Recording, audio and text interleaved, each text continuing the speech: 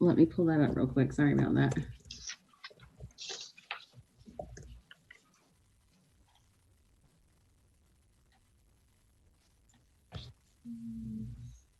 Yeah, we don't need to read that into record. At the time of public comment, they flash that information on the screen. Okay. All right. Then moving along, could staff please call the roll? Aaron Condon. Here. Stephanie Sutton will be arriving late. Bob Ackerman. Here. Megan Walker-Radke. Here. Christian Newman. Here. Thomas Hawkins. Here. And James Blythe. Here. Great. All right, that's our roll.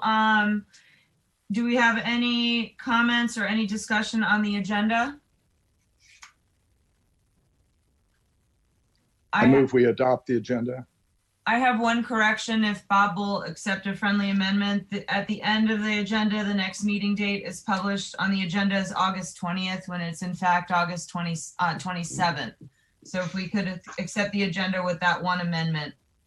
Bob, is that okay with you? Absolutely. All right. Madam Chair, I'll second that motion. And could I make a comment before we vote on the attendance roster? Go ahead, Thomas. I just wanted to note that it doesn't appear to be correct with regard to Member Clark and Member Blythe. There's the dates that they're noted they're present don't overlap with their terms. So if we could just have staff double check that before next month. Thank you, Thomas.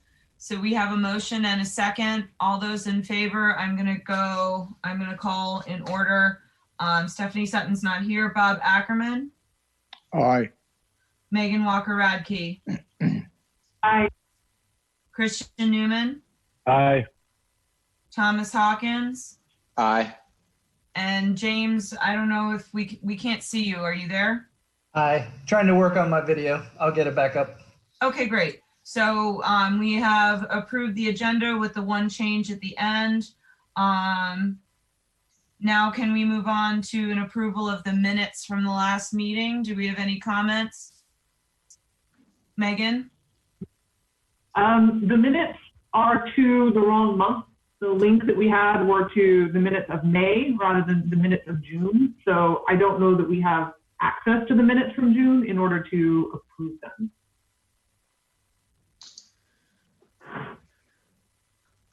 Okay, sorry about that. If that is the case, we can always maybe just approve the June minutes at the next meeting.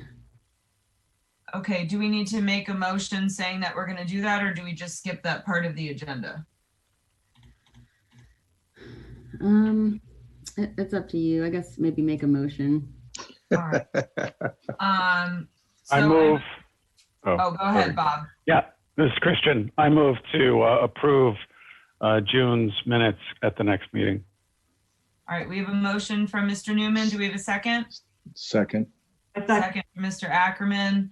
I'll call the roll. Ms. Walker-Radke. Aye. Mr. Ackerman. Aye. Mr. Hawkins. Aye. Mr. Newman. Aye. Mr. Blythe. Aye. And I am also an aye, so that's approved unanimously. Could staff please read the announcement into the record? Section 30-3.3 of the Land Development Code establishes the Plan Board, including its membership, rules of procedure, and functions, powers, and duties. The Plan Board is advisory to the City Commission on most planning petitions. Appeals of Plan Board decisions concerning special use permits are to a hearing officer within 30 calendar days of the decision. See Section 30-3.58C of the Land Development Code. The procedure for an appeal is set forth in Section 30-3.58. Thank you. We have one item under old business tonight. Can staff please read that into the record? Yes, CHW Inc., agent for Tower Road Investment Group, LLLP, special use permit for fueling station with 12 fueling positions, convenience store and car wash located northeast quadrant of Tower Road and southwest 17th Road intersection. All right, and do we have a presentation from staff on this item? We do, Madam Chair. Mr. Castillo, please go ahead. Please give me one quick second here. All right. Can you see my screen? Yes, we can. Perfect. All right. Well, good evening, board members. For the record, my name is Juan Castillo, planner for the Department of Sustainable Development.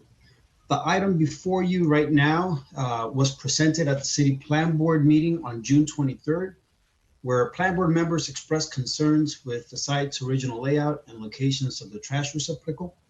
Let's see here.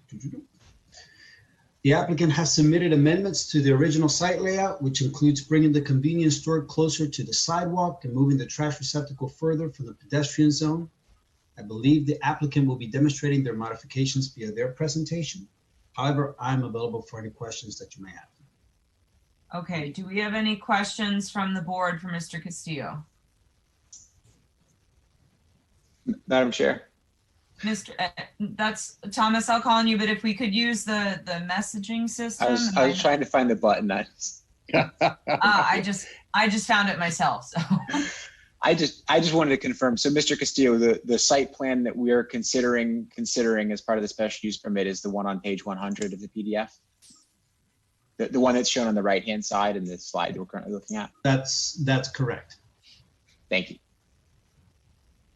Do we have any other questions for staff on this item? All right, seeing none, if the applicant would like to proceed with their presentation. Okay, I'm unmuting right now. You should be able to hear me, correct? Yes, we can hear you. Cool. All right, and I am doing my share screen here. Do you have my screen now? Yes, we do. Perfect, thank you. Well, welcome. Thank you, Madam Chair, for bringing me back into the meeting here. We're here tonight with a revised site plan that we've created for the special use permit. The request, as Juan stated, is a special use permit for a fueling station with 6 additional fueling positions. And based on your comments at the last plan board meeting, we were able to go back and redesign this site based on your directions here. As you will recall, at the last meeting, we had the building that had actually a circulation and loading area around it with the path for the vehicle with the dumpster in the western corner out here. There were also a pair of fuel tanks on the north side. What we've done, and I believe one of the closing comments at the last plan board meeting was we would go back and run the auto turn and look at redesigning the site. This is the auto turn drawing that I stated in my closing comments that we would do. We were able to, by placing a singular fuel tank on the site and moving the dumpster and changing some of the median areas, able to make this geometry work. I can kind of flip back and forth in a way so you can see what was the past and what is the present site. Highlighting that in, you see now the convenience store and the retail area for food is on Tower Road. It is connected by a sidewalk system that wraps around the entire building, and that leaves us some green space here coming off the roundabout. The fuel canopy has shifted equally west so that we can accommodate the movement along here. And we've also taken the dumpster out of the western northwestern corner of the building and moved it over here by the fuel tanks. This hopefully meets the design requested changes that you have. And with that, we will conclude our presentation. We are in agreement with all the conditions in the staff report, and we hope that you support the proposed motion from the staff report. Thank you.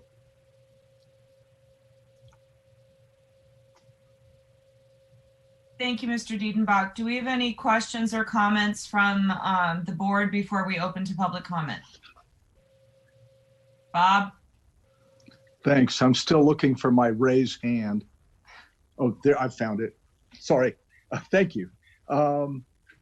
I guess my question is, I don't know what I appreciate pulling the building up towards the street and eliminating that that drive-through on the building. My question now is, the building's addressing the street. Is it still the back of the building, or is there glazing, or is there something that makes it presentable to the building, to the street? Yes, that is still the front of the building, and it has glazing on the front of the building there, and that presents itself as a pedestrian and bicyclist entrance here. We have not changed the architecture per se, and I'm going to get this picture up here.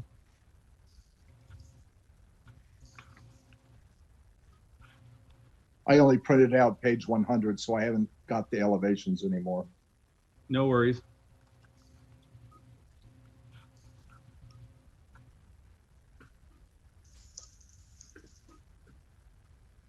So we are retaining the same architecture. This will be pulled up into the corner so that the operable door, and you can see the dining and the food service area inside there, it will have that door on the roundabout. So basically that building is just being pulled up. Correct. The building is being pulled westerly and just a little bit southerly to accommodate the turning movement. Okay. Thank you. You're welcome. Thank you, Mr. Ackerman. Mr. Hawkins? Thank you, Madam Chair. I wanted to just say thank you for to the applicant and their agent for making those changes. A great man once said, "Where there's a will, there's a way." So I want to express my personal appreciation. Thank you, Mr. Hawkins. Do we have any other comments from staff, or not from staff, from the board? Seeing none, I'll open to public comment. Do we have anybody on the line? No, we don't have any public comment on this item. Okay, then I'm gonna bring it back to the board and we can have a motion or more discussion.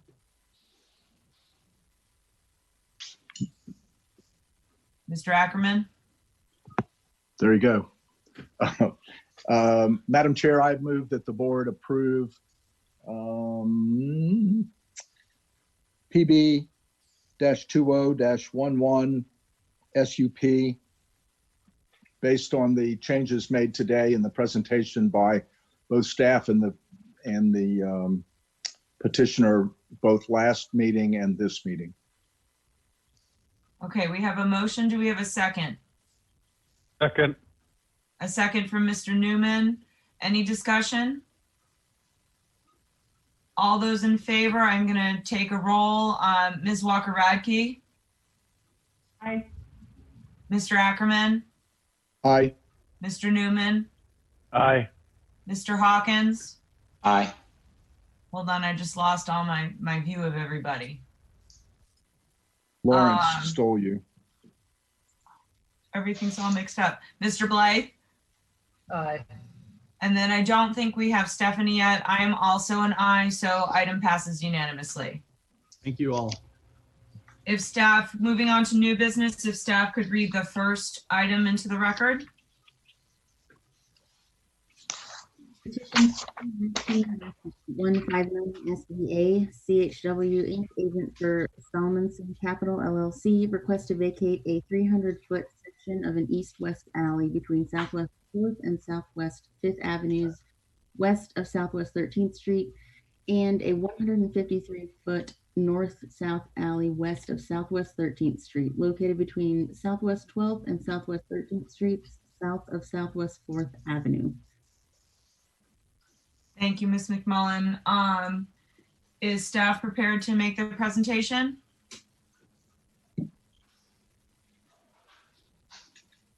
We can't hear you, Mr. Calderon.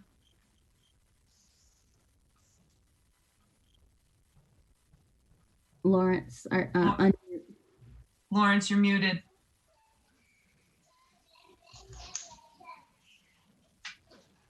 Madam Chair, good evening. Members of the board, Lawrence Calderon, Department of Sustainable Development. I will try sharing my screen at this time to see if we can get this moving. Let's see here. And then share screen. Let's see. Share my screen. I think this is it. Share. I hope you could see me now.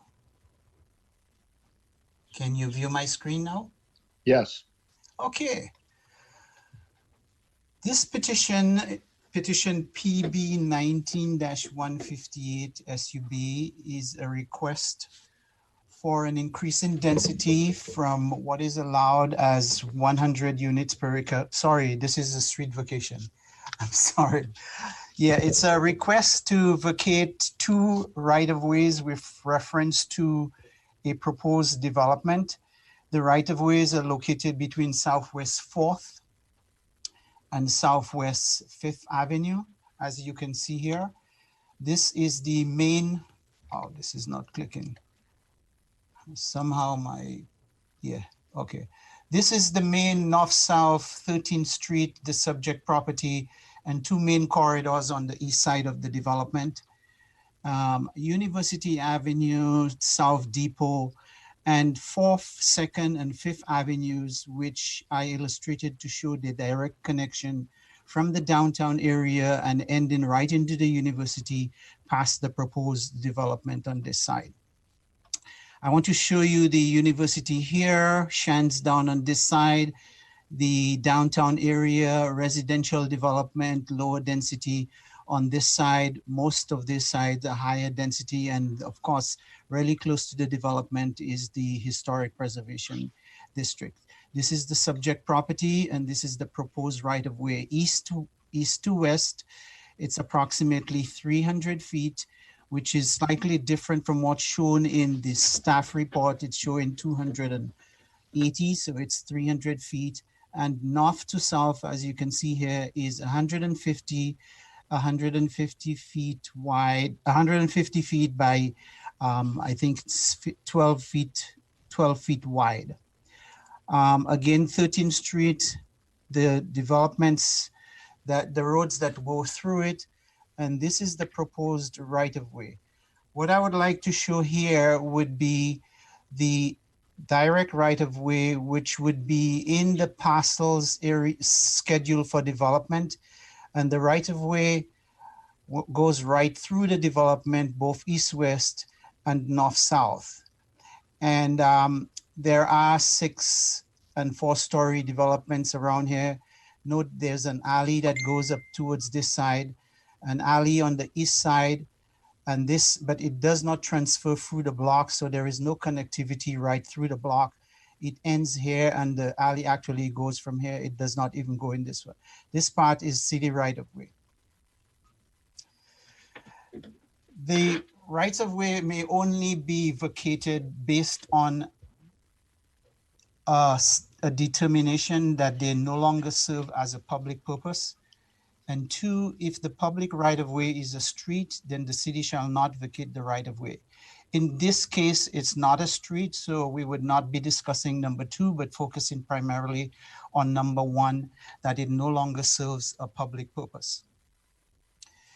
The way we can see that is the development, as we saw before, serves primarily the lots that are on the subject property. And you see 4th, and there is an alley here, but it's sort of a private driveway. And the alley goes from here and goes into this area, as you can see here. And part of the city right-of-way moves up from 5th into the development. A closer look, I want to show you some of the main points associated with this development. If you look around this way, you could see the edge of, or the west end of Southwest 5th Avenue towards 5th Street. And this is what it looks like. Mainly vehicles. The sidewalk is very narrow, but it has a very wide and confusing area as it approaches 13th Street. 2, this is the city route, but it's not right of way. It's city owned property that has been used for a route. And if you look straight through, you can see part of that right of way extending towards the north through some buildings that exist on the other side. And I will show you that later. On the south side, you could see here, which is the fake, I would say fake alley, but it's really a private drive. And what happens currently is that people navigate down this way, turns over here, and then into there, and also over on this side. So it's pretty kind of an unsafe and not very easily navigable area coming down from this side.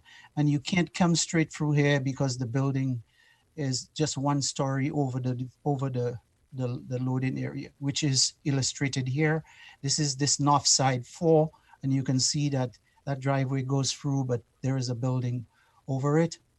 And on 5th, which is here, this is the northern end of the alleyway. You could see it has mainly shrubs on the left side, which is bordering the credit union. And these are residential units which are part of the property.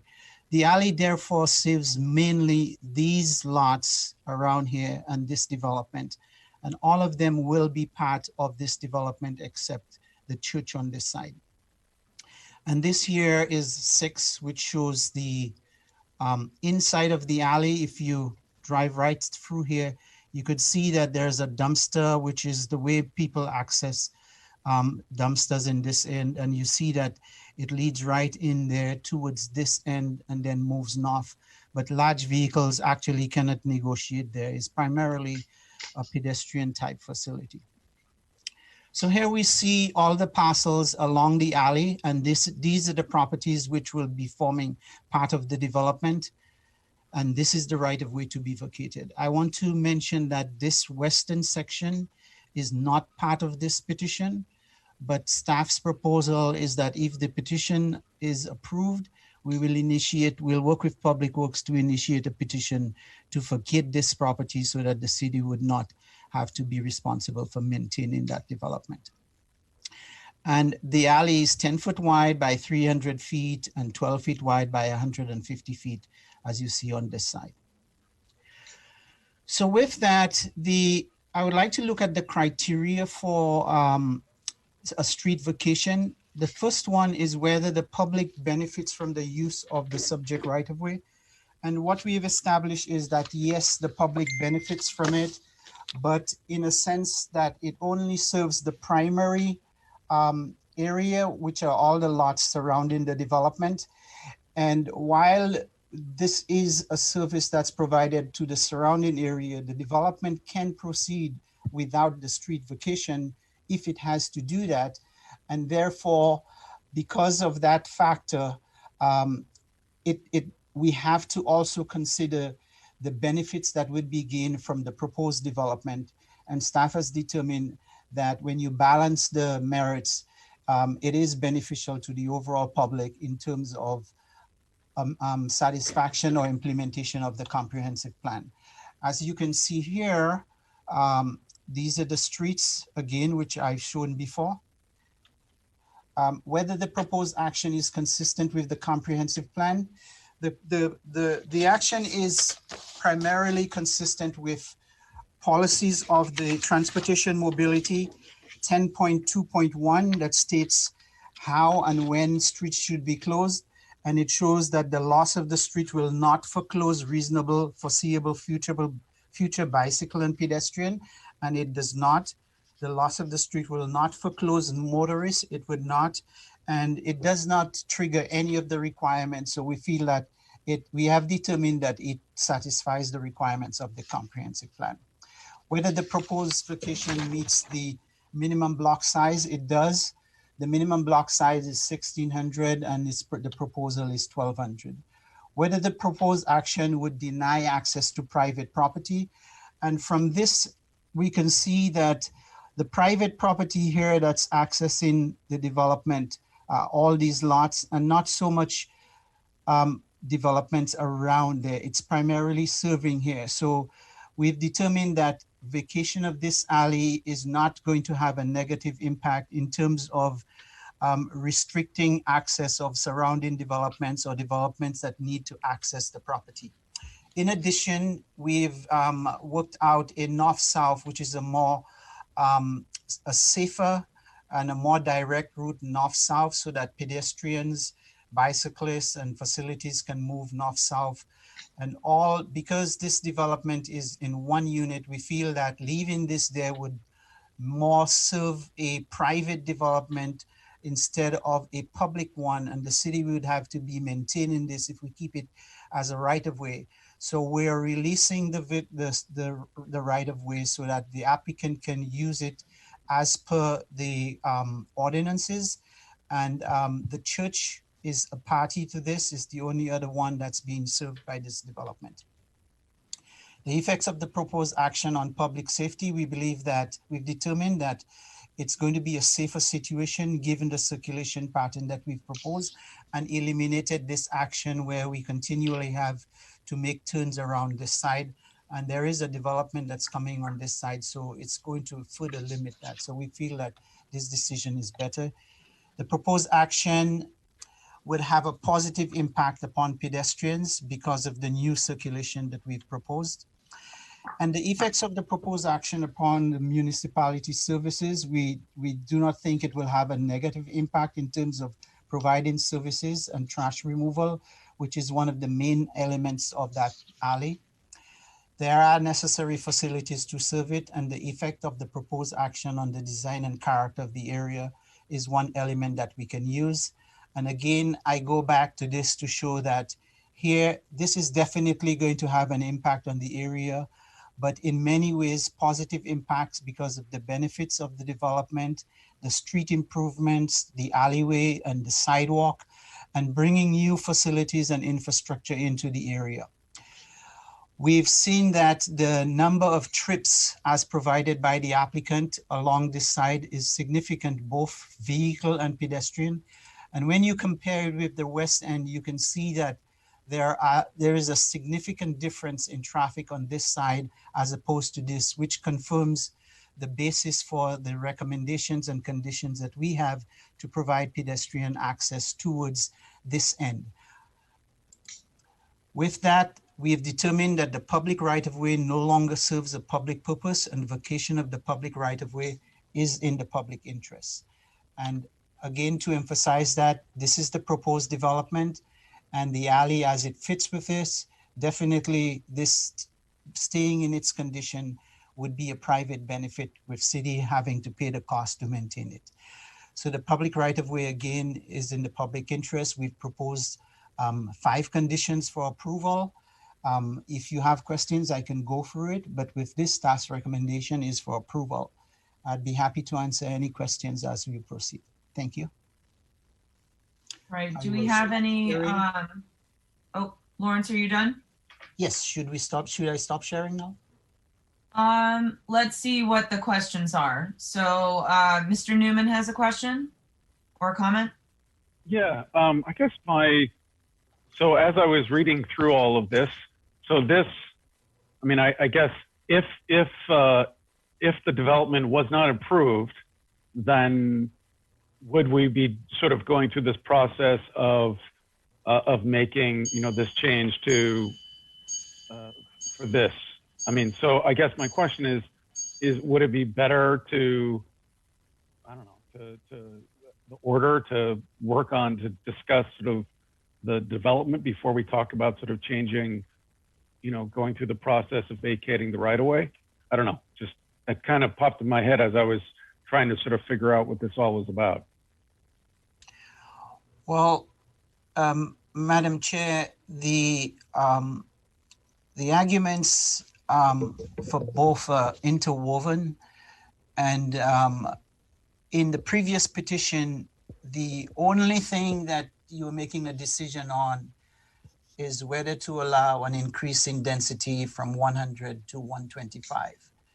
So even if you deny this, we can still have the same mass of development at a density of 100. So, but without this street vacation, the development as proposed would have to be significantly modified. You can hear the other petition and then make a decision on both, but I'm open to whatever the chair would like to do. Yeah, and I guess I'm not, I understand that's what we're sort of making a decision on, but I mean, if for example, we denied the petitioner what they're asking for, would they still move forward with the project? So I don't know, and maybe it doesn't make any difference. I'd be curious what the other board members thought. Right, Mr. Ackerman? Thank you, Madam Chair. It strikes me that if we go ahead and consider the vacation right away and make it contingent upon approving the density increase. That makes sense to me too, Mr. Ackerman. Thank you. Ms. Walker-Radke? Thank you. My question is just with regards to whether this right-of-way is still being utilized. It looks like, I guess, has staff considered whether residents who live in some of the multifamily housing to, say, the north of this property are using the right-of-way? I mean, because it's kind of a messy connection, but it does seem like it actually connects, you know, 4th Ave to 5th Ave. So are we sure that residents in the area aren't actively using it, especially like bike or pedestrians, before we vacate it? Thank you. Madam Chair, my visit to the site did not show much pedestrian activity. And the few that I saw, they were primarily using this alley to access the development that's within this area. May I ask a quick follow-up? Say again? Mr. Right here. Just a quick follow-up. Mr. Calderon, when was your visit? Was it during COVID when the students are mostly gone, or was this before the university shut down and the students were more on site? Yeah, it was in March. Okay, so things have shut down? But what I was saying is that my visit here, what you can see would be vehicles through this, that accessible only through this alley, serving these residential development. If you live on this side or you over on this side, there is no reason for you to go through here. And if you try it one time, then you will say that I do not want to do it the second time, because navigating through this section is a little difficult. So my observation was that this alley is primarily used by occupants of these tax parcels and service vehicles that come to pick up the dumpster and provide other service. The only other adjacent property is the church, and the church is physically disconnected because right around here there is a retaining wall. So there's parking out there and it's access from this side into this area. This is a city route, but it does not provide connection to it actually does provide connection to the church. There is a gate right here, and it also provides access to this alley.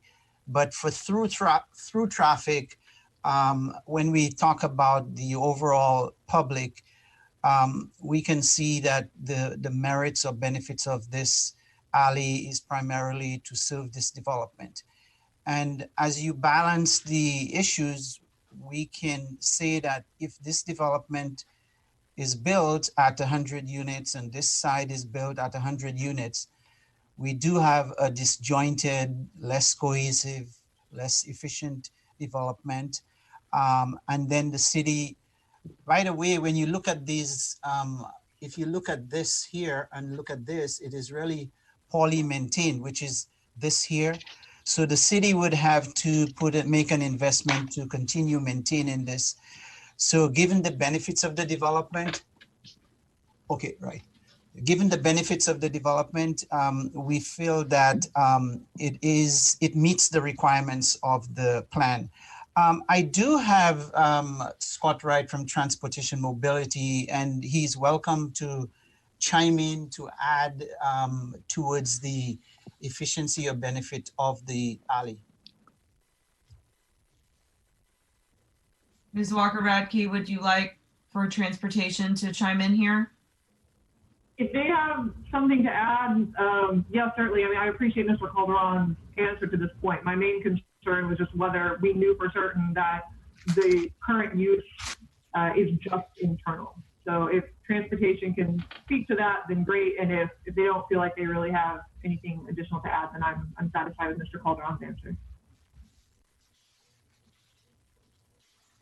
Mr. Chair, members of the City Plan Board, this is Scott Wright from the Department of Mobility and Transportation Planning, and I would just kind of agree with Mr. Calderon's characterization that this is not really a great pedestrian cut-through connection today.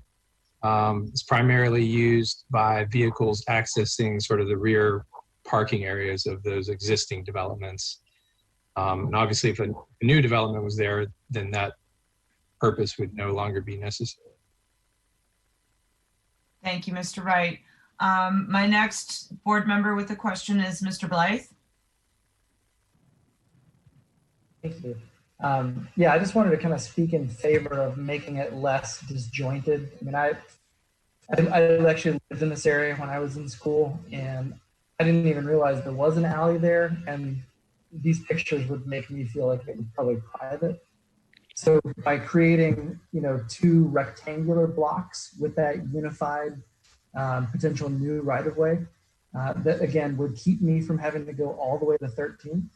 I think that'd be kind of a nice upgrade, whether the building went forward or not. Just kind of throwing that out there.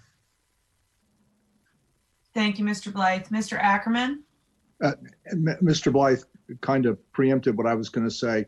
It strikes me that by simplifying and giving a new right-of-way that's direct access between, I guess it must be 4th and 5th.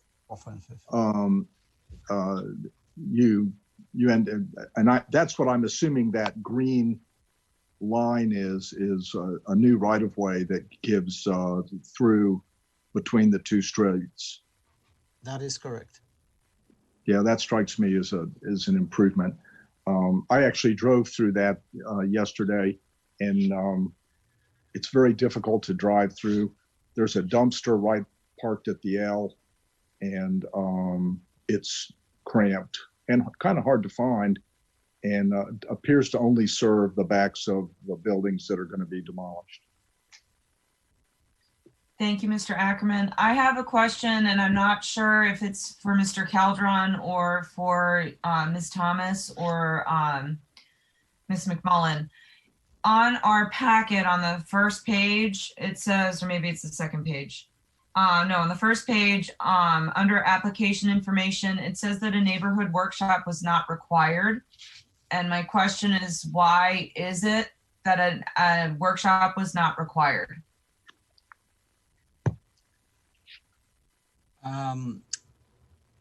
In terms of right-of-way vacation, I do not think that we, in the past, I do not recollect in the past that we have done a neighborhood meeting for right-of-way vacation. However, in association with this, there was a neighborhood meeting done for the special use permit, and I do understand the question that you're asking, but that's the answer that I have.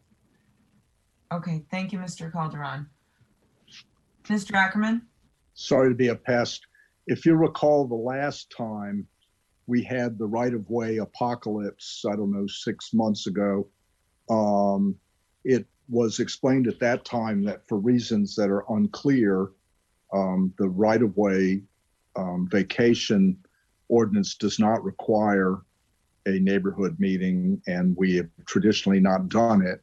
I personally think we should fix that, and I do think there should be a neighborhood meeting. But my understanding from the last time is that there has never been a requirement, and the city is not in the habit of holding neighborhood meetings for vacations. Thank you, So, Mr. sorry, this is Yvette. I wanted to chime in really quickly. So we do require a neighborhood workshop for right-of-way vacations. It's my understanding that with this project, that was wrapped into the overall project. It was also included in the special use permit in terms of the neighborhood workshop. What we don't require is posted notice for right-of-way vacations. Okay. Thank you. Thank you, Ms. Thomas. That answers my question. Do we have any other comments or questions from the board? All right, I'm not seeing any. So let's move on. If the applicant has a presentation on this item. I do. I'm waiting for Lawrence to stop sharing, then I can join in. All right. All right. hopefully you are seeing my screen now. Yeah.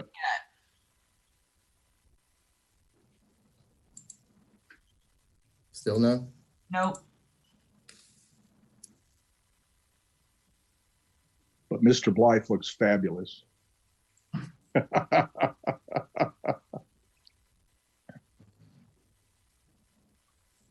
My computer's too old to do the fancy backgrounds.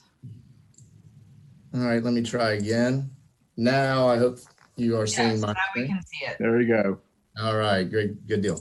I'm Craig Brazier with CHW representing the application. Hopefully through this presentation, I can address some of the questions that you just had and provide you a little more information about both the right-of-way vacation and the special use permit project that will be possible because of this vacation. Again, it is a right-of-way vacation as a request. However, as I go through this, you'll see that we're really just taking this transportation route that goes through the block now, relocating it and enhancing it. That's really one of the main points I want to make.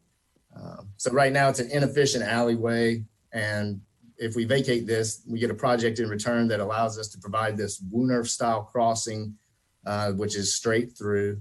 It allows a mixed use infill redevelopment project. It improves the area's pedestrian realm with wider sidewalks around the perimeter. So to the question about the neighborhood workshop, yes, we did hold a neighborhood workshop. We held the same neighborhood workshop for both this application and the special use permit at the same time. There was only one attendee, and he was one of the property owners who is in under contract as part of the redevelopment. Here's a timeline of the project.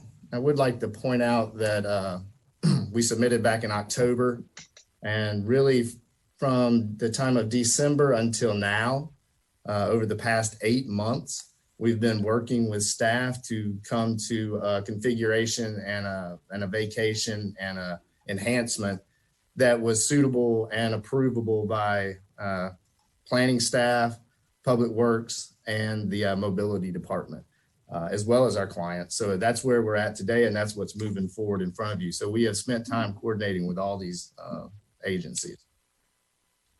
So here is the roadway to be vacated.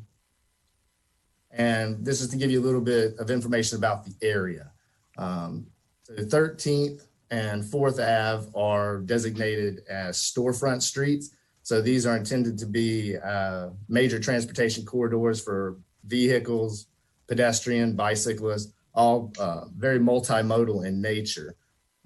12th Street is a designated bike road with dedicated bicycle lanes. Just recently, Southwest 4th Avenue was designated as a bike route. That's a shared lane bike route. And then both 12th and 5th are designated as local streets. So there's a lot of infrastructure here that really promotes multimodal transportation, and the vacation of this right-of-way will really allow a project that further enhances the multi-mobility nature of this block. And as was mentioned, primarily this alleyway is being used to access the parking lots for the residential units that are currently there, which will be removed as part of the redevelopment. Here's a different bird's eye view of the alley. Then here's a view from 4th Ave looking down, similar to the picture that Lawrence was showing. So even though that may be a 12-foot right-of-way on this portion, only 9 feet of it is paved. So it's very narrow. It's definitely not safe for vehicular, pedestrian, and bicycle use all at one time.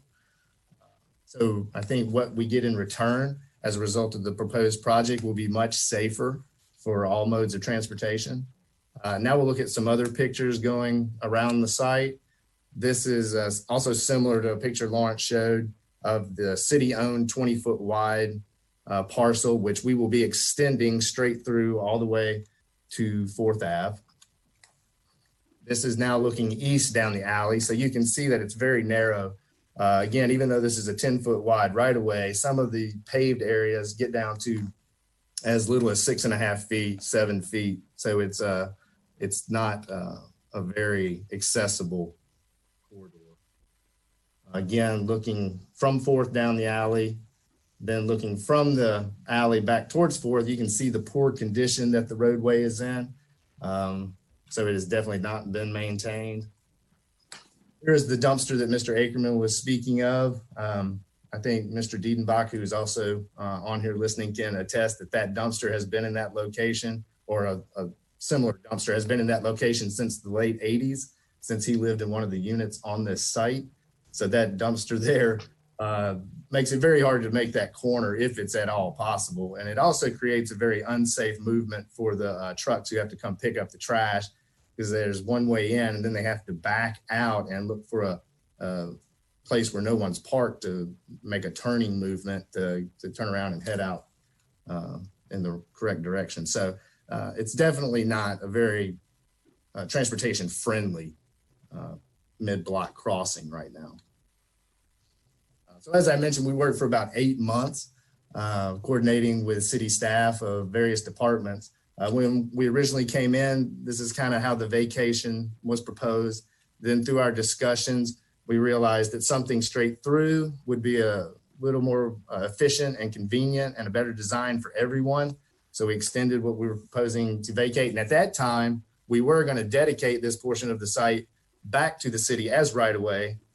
Public Works made it known that they didn't really want to take right-of-way.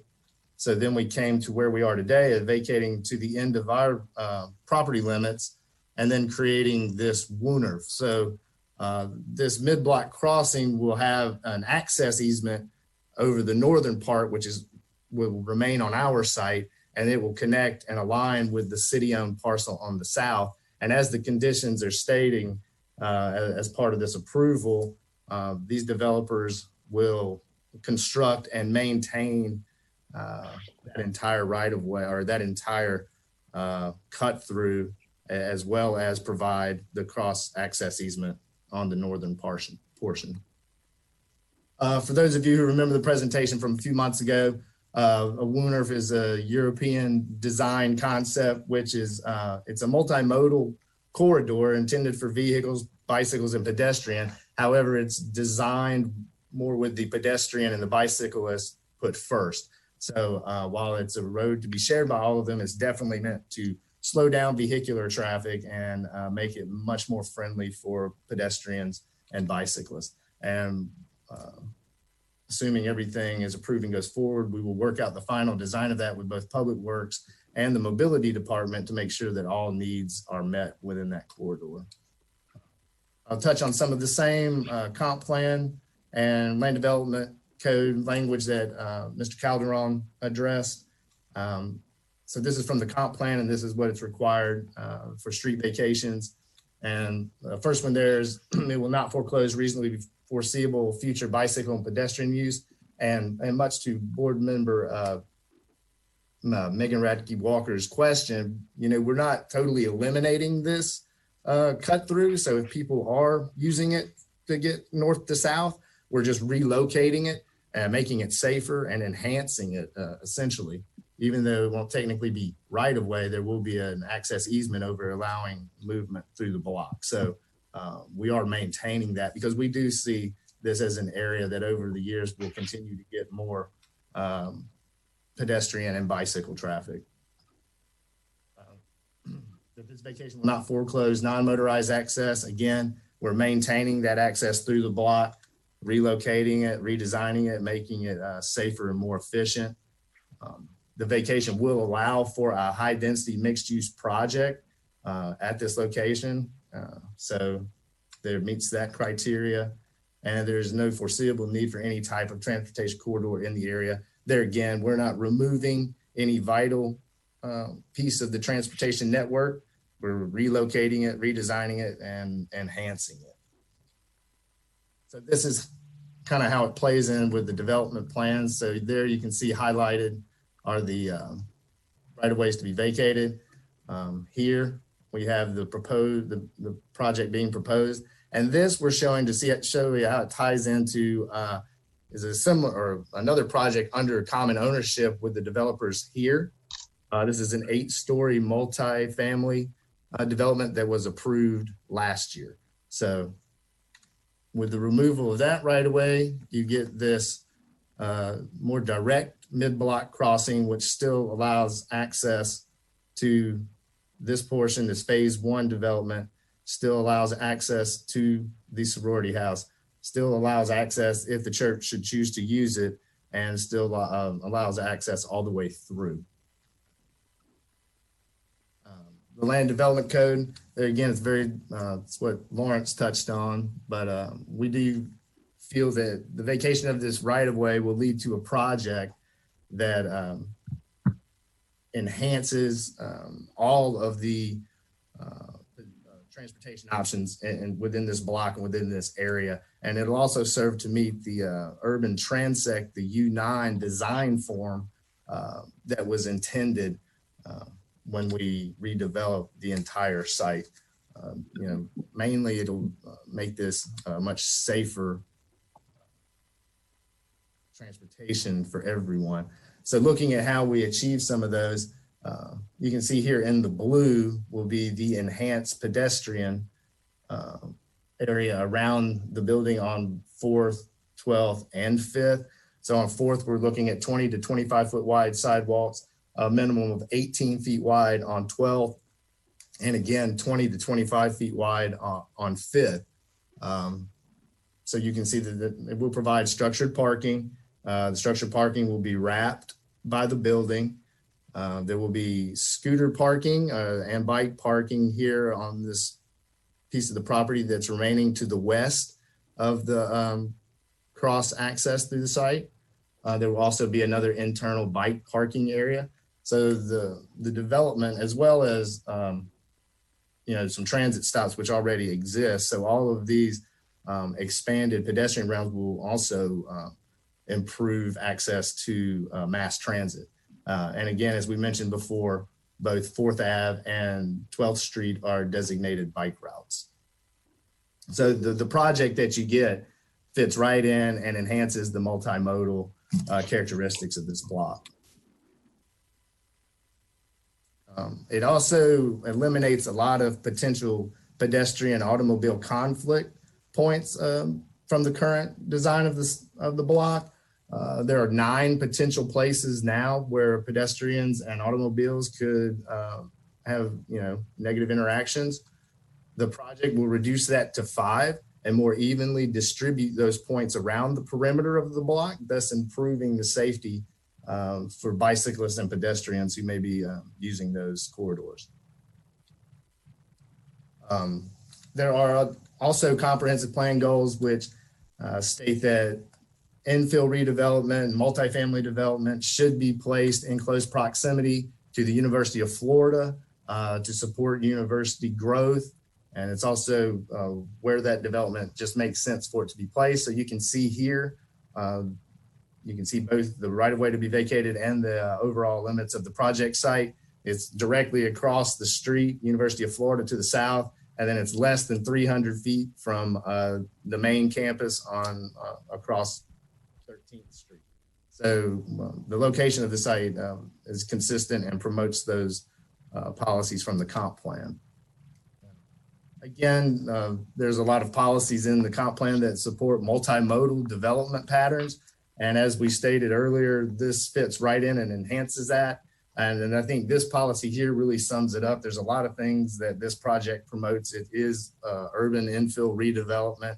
It provides and enhances a variety of transportation choices. It does make the design and the function of the site safer for all modes of transportation. And I go back again to this slide about all the improvements that this project, which would be allowed by the vacation of the right-of-way, will provide to the area. Here's some cross sections to show you how each of those roadway corridors will be improved by the project that comes behind this vacation. Here we're looking at 4th Avenue, and what's shown here is that minimum sidewalk width of 20 feet from back of curb to the front of the building. And as you'll see in the next application, when we get to the special use permit, that's really going to be about 25 feet for the majority of that front. Then you have the shared lane bike route with automobiles and on-street parking.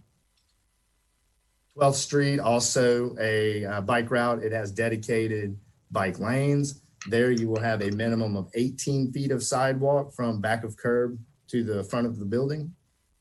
And then around to 5th.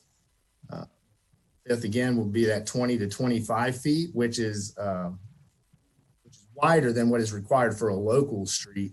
And that was one of the things, and I can talk about that during the special use permit presentation, but that's one of the things that we worked with staff on, is due to the increase in pedestrian and bicycle traffic that is expected in this area.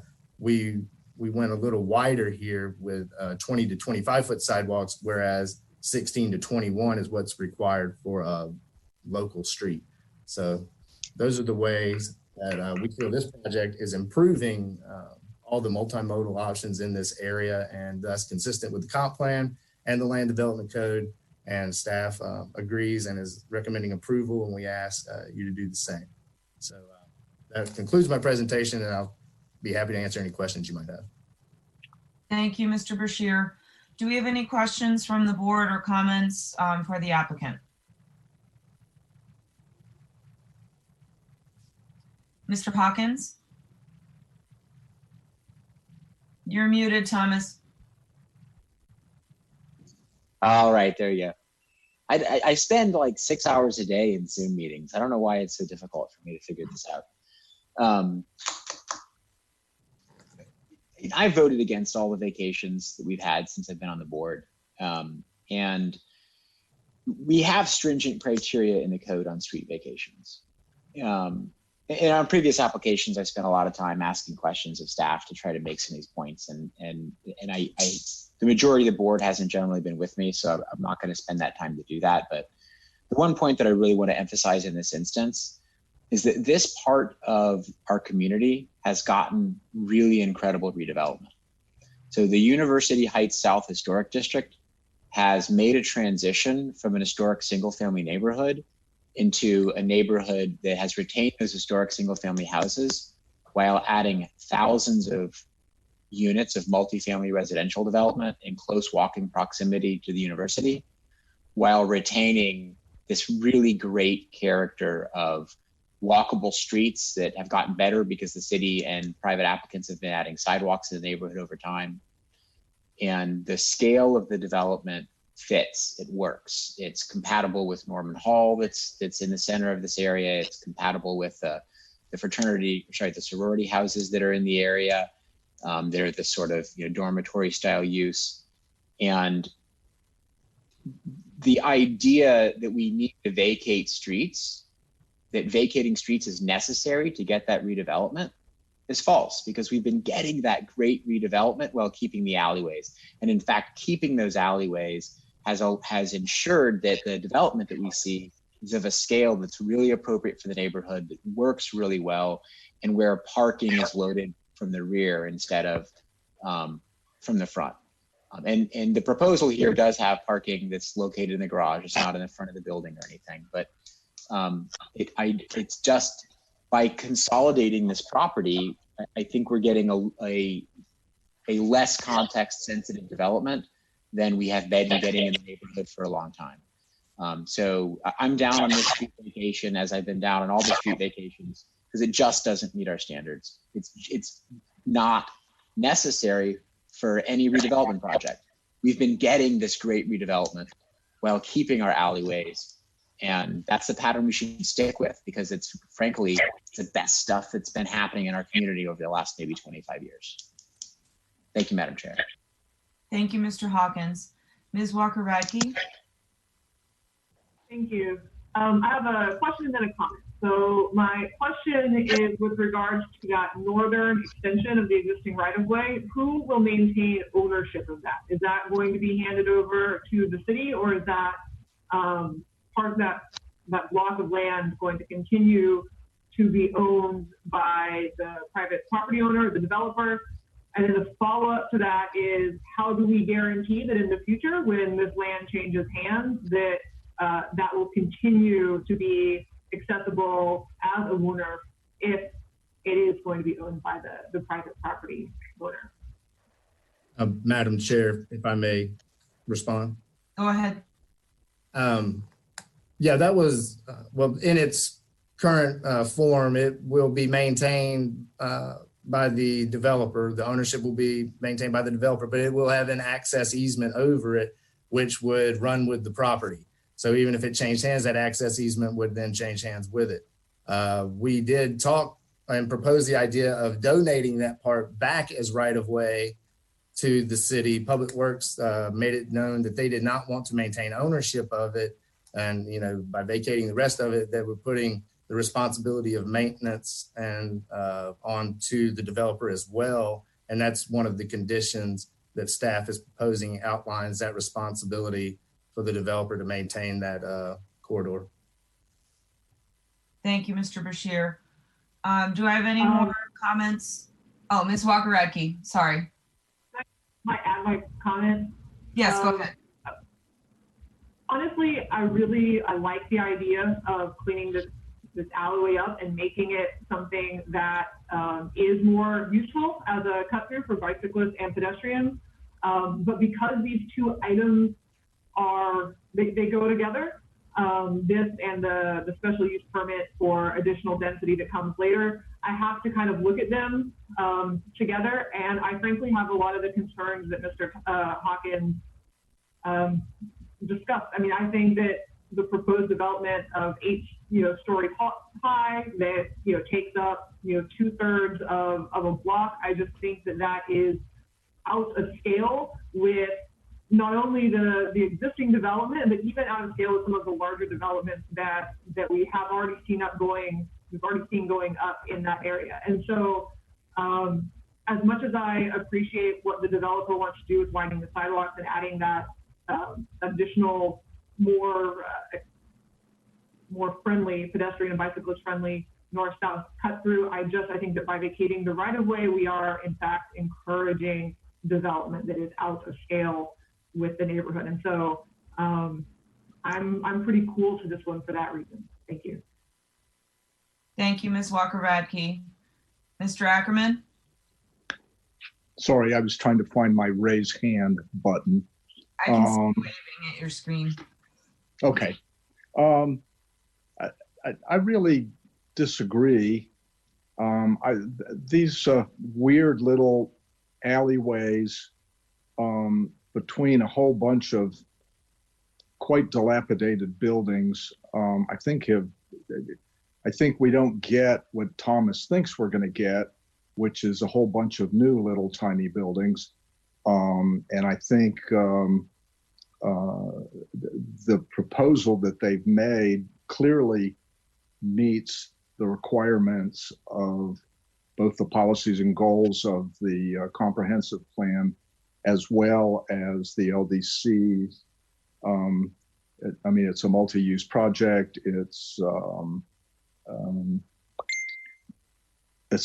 pretty much necessary in order to make this a viable project. If you start splitting these buildings in 2 and 3s, your costs really go out of scale. I don't think the buildings are out of scale. They clearly are not. They meet the long-term policies and goals of the city to increase density around the university, and it gets an awful lot of people out of their cars and walking to the university. I mean, one of the things I've found very interesting is that the standard garage, 10 stories, is half empty all the time, meaning an awful lot of people have decided that they don't really need to bring a car. And that's a big enhancement for the quality of life for everybody in that part of Gainesville. Thank you, Mr. Ackerman. Mr. Blythe? Yeah, I think I would lean more on the side that Bob is heading here. I mean, I think if we weren't getting something back with a much more coherent Blue Earth sort of avenue that's in a really relevant place, I would be, maybe less inclined to be interested in it. But it's a really functional location where it's just literally one half block off of the main thoroughfare. So it would be considered, kind of a much safer environment for pedestrians and bicyclists. And frankly, it's a lot more useful than what we've got. So it's tough because I hear what you're saying. Again, I used to live in that neighborhood. So I understand the character, and I've seen some of the great benefits that Board Member Hawkins is talking about. I agree with that too. But I think it does kind of meet the criteria for vacating it. So the city is getting something better on this specific item for the right of way. It's going to trade in a very useless Z-shaped right of way for a very functional, in my opinion, right of way that they're getting back. Thank you. Thank you, Mr. Blythe. Do we have any other comments or questions for the applicant from the board? All right, seeing none, let's open up for public comment. Do we have anybody on the line? No, Madam Chair, we don't at this time. All right, we don't have anybody for public comment on the line, so I'll bring it back to the board for more discussion or for a motion. Madam Chair, Go ahead, Mr. Ackerman. I move that we approve, gotta go find it, that we approve PB-19-159 SVA and vacate the two right-of-ways as indicated on the staff report and the petitioner's presentation. I would also say that the board finds that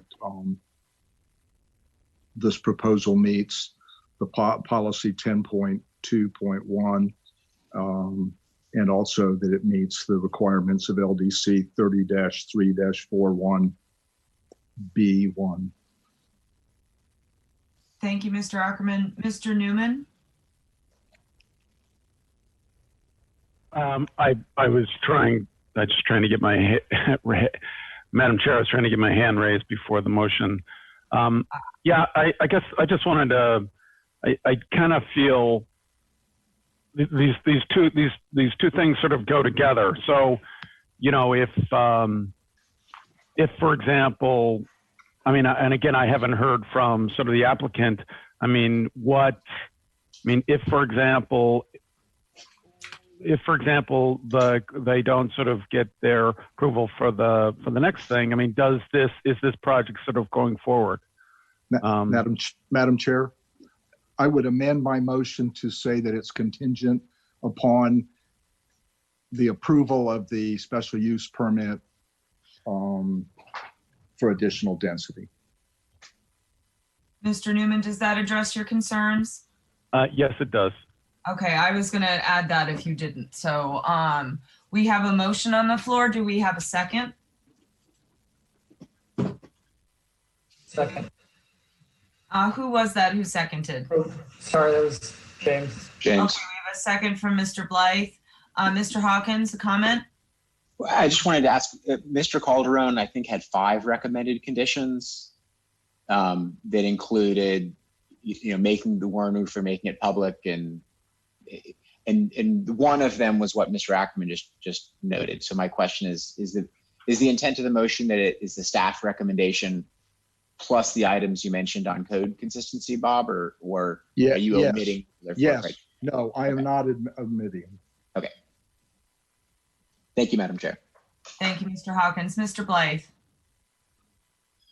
Just a quick question. I don't know if this is possible to answer, but the density bonus being tied to this, let's say that we didn't give the density bonus and they still wanted to move forward with the project without the density bonus.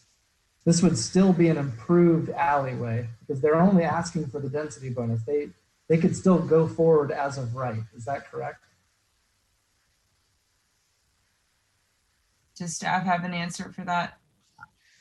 Yeah, if you deny the special use permit for the increased density, the applicant would have to do the development either utilizing the right of way with the density allowed or changing the configuration of the design. But the condition of the street vacation leaves it that if there is a change, then it sort of makes the street vacation something that you have to re-examine in light of the new development. Thank you, Mr. Calderon. Mr. Blythe, does that answer your question? I think so. I mean, a lot of times a density bonus, just from a development standpoint, may not change the footprint of the building. It may add density in upper levels. So the right of way is really important, actually, to still, I mean, I guess if you want to use it to sort of block the project, but the right of way is still kind of an important public issue to maintain density bonus. So I don't know if, Bob, that changes linking it to the next one or not. I mean, I would leave that to you. I just wanted to throw that out there, that the project still could move forward without the density bonus. And the right of way then would not, I guess the city wouldn't get access to that better right.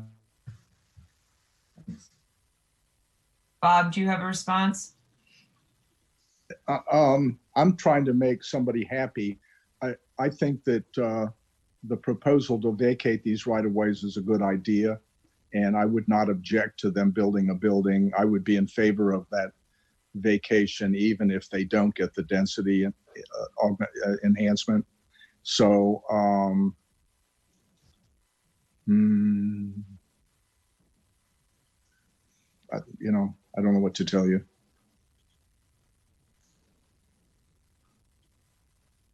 Hi, Stephanie. Stephanie's here. So we have a motion and a second. We've had some discussion. I don't know if we've come to a conclusion of the discussion. What is the pleasure of the board at this time? Why don't we call the question and see if we've got a majority for anything? Madam Chair, can I ask a question before you? Go ahead, Mr. Calderon. In the right-of-way vacation, your decision is a recommendation to the City Commission. At the end of the day, the City Commission will know what your decision was on the special use permit and what it is on the right-of-way. And they would make the ultimate decision as to how to deal with the right-of-way vacation. So I think that the board can make a decision on the right-of-way now, and it's not going to really matter, because if the City Commission denies it and the conditions of this, of the street vacation would not leave it where the street just gets vacated with no improvements. Thank you, Mr. Calderon. Mr. Blythe, does that address some of your concerns? I think so. Okay, so I'm going to call the question. I'll go through one by one. All those in favor signify by saying aye. Those opposed, nay. Mr. Ackerman? Aye. Ms. Walker-Radke? No. Mr. Hawkins? No. Mr. Blythe? Yay. Mr. Newman? Yay. Ms. Sutton, do you feel comfortable voting on this item? You're muted. Missing the presentation and sort of the context and actually what the motion was, I'm going to abstain, I think. Okay, I think that makes sense. I'm also a no. So we are 3-3. It fails. That means the motion is denied. Okay, that means the motion is denied. So moving on, I guess, to the next item. I think somebody can make another motion. Tie. Can somebody make another motion? Andrew can help me. I think if it's a tied vote, it means that you might be able to make, somebody else can make another motion. So can I just ask a question? We're on the right-of-way vacation. Sorry, I came in late, guys. It's just a recommendation to the City Commission and they make the final decision anyway. So yeah, a tie is probably okay. Yeah, I would go forward. That to the case, City Commission. we're not making a final decision, but if you all, want to try to vote again. All right, I think it makes the most sense to just move on to the next item because we are not the final authority on this issue. unless there's somebody on the board who has an objection to that. Madam Chair, I would say the board typically is required to make a recommendation, period. So I guess, okay, you know, what would the recommendation be in this case? Or okay, maybe we need a motion for another recommendation to the city commission. If we, I mean, I guess the recommendation is no. Okay, so I just wanted to clarify that. That's correct. Okay, that makes sense. I equates denial. All right, Mr. Hawkins, do you have a comment? Thank you, Madam Chair. I was going to make a motion to see if it would garner support, but if staff thinks they have direction to provide the city commission, I don't need to make a motion. Okay. All right. Do we have any other comments or any other ideas to maybe clarify what just happened? Okay, seeing none, let's move on to the next item in the record. Could staff please read it in? Petition PB 19-158 SUP, CHW agent for Salmonson Capital LLC, request for a special use permit to allow an increase in density from 100 units per acre to 125 units per acre for construction of a mixed-use development. Zoned U9, located in the 1200 block of Southwest 4th Avenue between Southwest 4th and Southwest 5th Avenues. Thank you. Mr. Calderon, we can see your screen. If you're ready for your presentation, please proceed. Thank you. Madam Chair, a lot of the initial parts of this would be the same, so I will just speed it through until I need to slow down. But you can ask me or stop me anytime.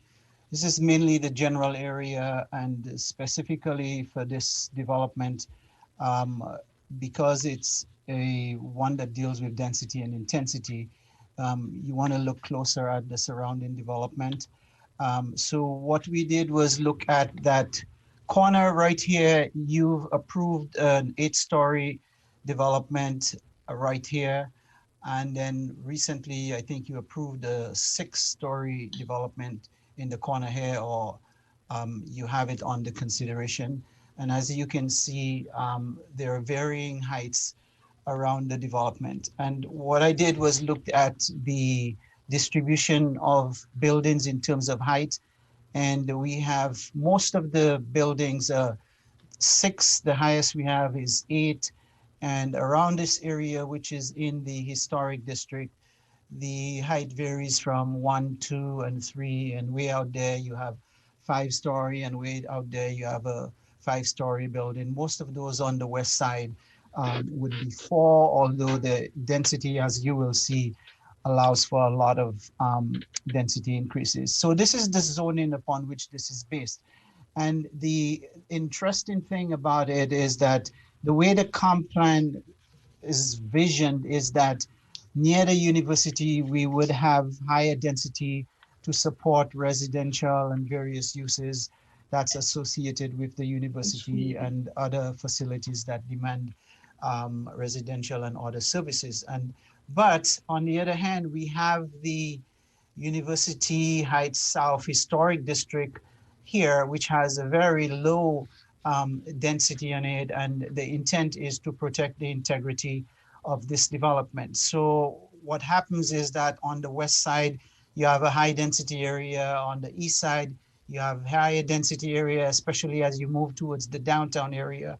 And in the middle, you have this low density, which we attempt to improve. And these are the various densities levels that you have on the surrounding development. Over here, you could see it's allowed by right 100 units in this area. Here, the density and intensity is not listed. It would be regulated by the comprehensive plan in terms of maximum height and density. Over here, you have 75 units per acre, 4 stories, and the lot coverage is 80%.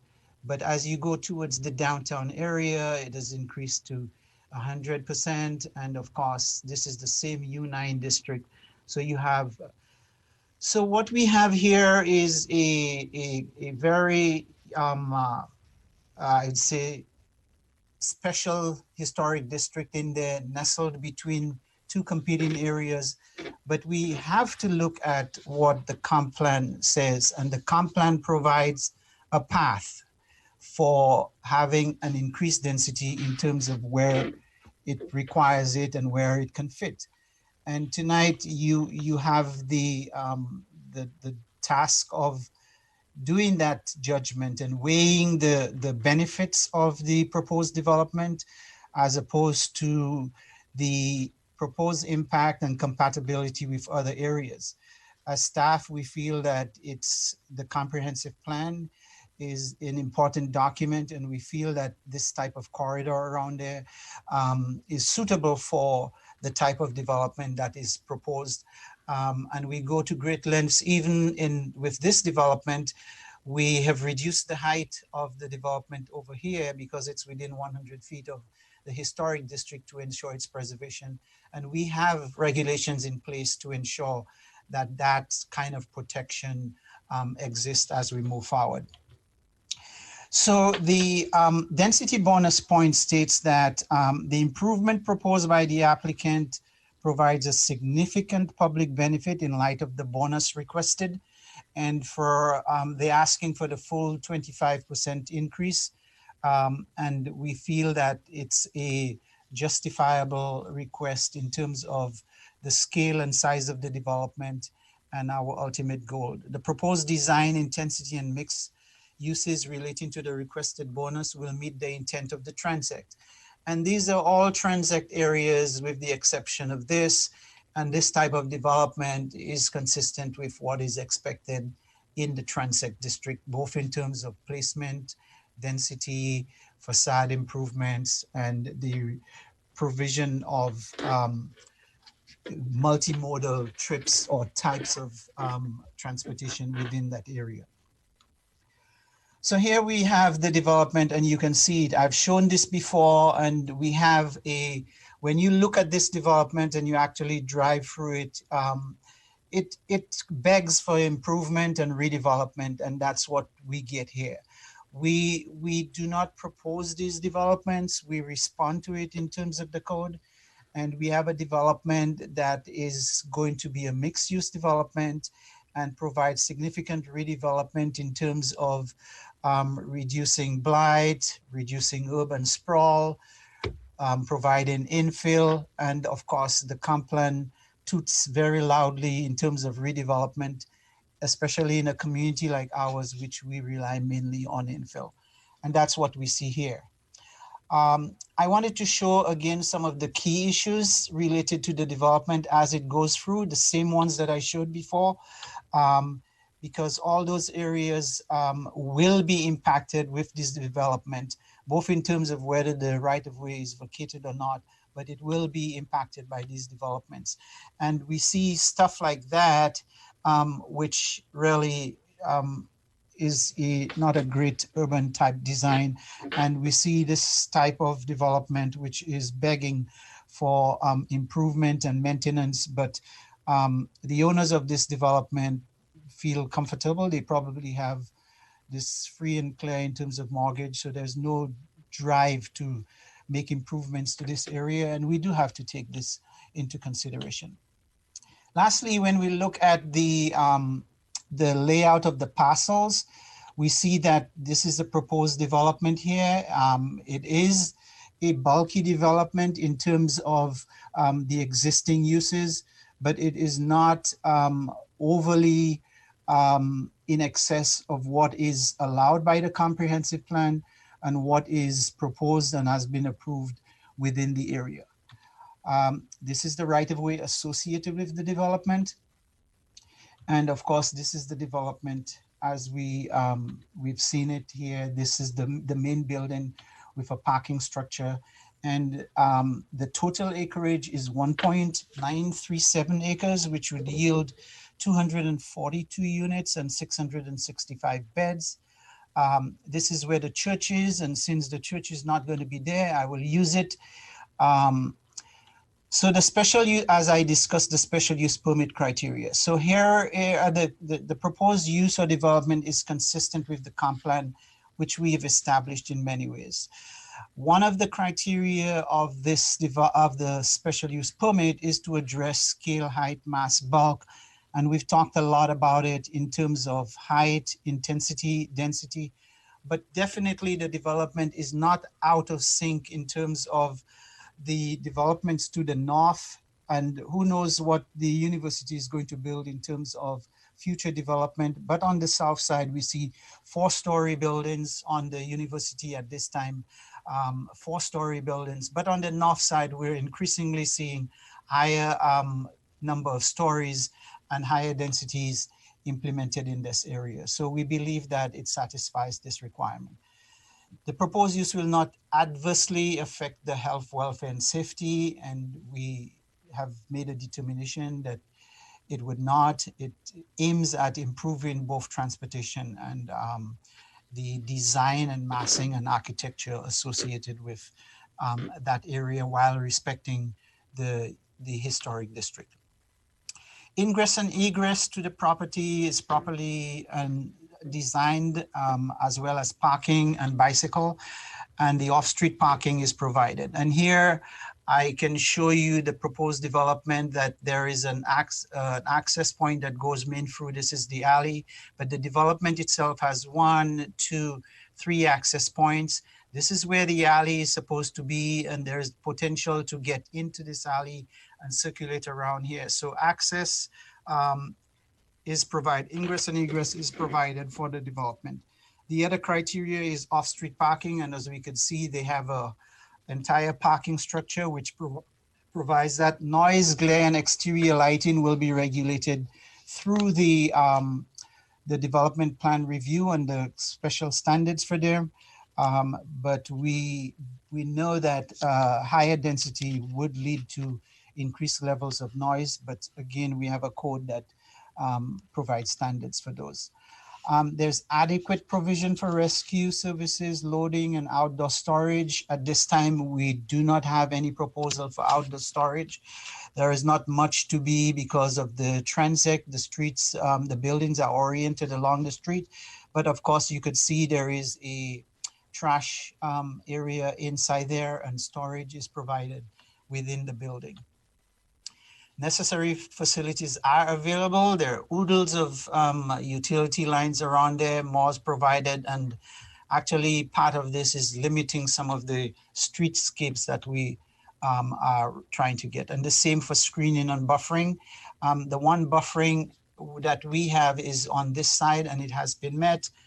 And the hours of operation not relevant, and K, that the special requirements are set forth, and the only one special requirement that I could think of here is the compatibility with the historic district which this development has proposed. With that, our recommendation is for approval with those 4 conditions, and I would be happy to address any questions. Thank you, Mr. Calderon. Do we have any questions or comments from the board for staff? Mr. Hawkins? Thank you, Madam Chair. I'm looking, Mr. Calderon, at the staff report, and it's got all these attachments. Yes. And a series of floor plans begins on page 212. And a second series of floor plans begins on page 221. Yes. And they're pretty different. Which one are we voting on? I think over time, as the applicant indicated, that the plans that we submitted in project docs were the initial plans we have. And when I downloaded the plans, those are the plans that I included in the set of attachments. However, I think the applicant might be able to help us with that. But the floor plan that I have here is the one that is the most recent. Well, the question that I have relates to, you talked about ingress and egress for driving. I was trying to figure out where the door to the building was. So if I live in this building, what door do I come in and out of? And both the drawings on page 212 and 221 show some doors, but they're all in different places. In other words, the drawings aren't the same. I would defer to the Could we figure that out, which one we would approve? I would defer to the applicant to address those questions. Okay. But I'll there ask you are to, access points along this side here, on this side, over on the back side, on this side of the development. okay. Because these are I'll the- ask this. Yes, thank you. For simplicity, I'll ask this again after the staff presentation. Thanks, Mr. Calderon. Thank you, Mr. Hawkins. Do we have any other questions or comments for staff from the board? Seeing none, if the applicant would like to proceed with their presentation. Sure, absolutely.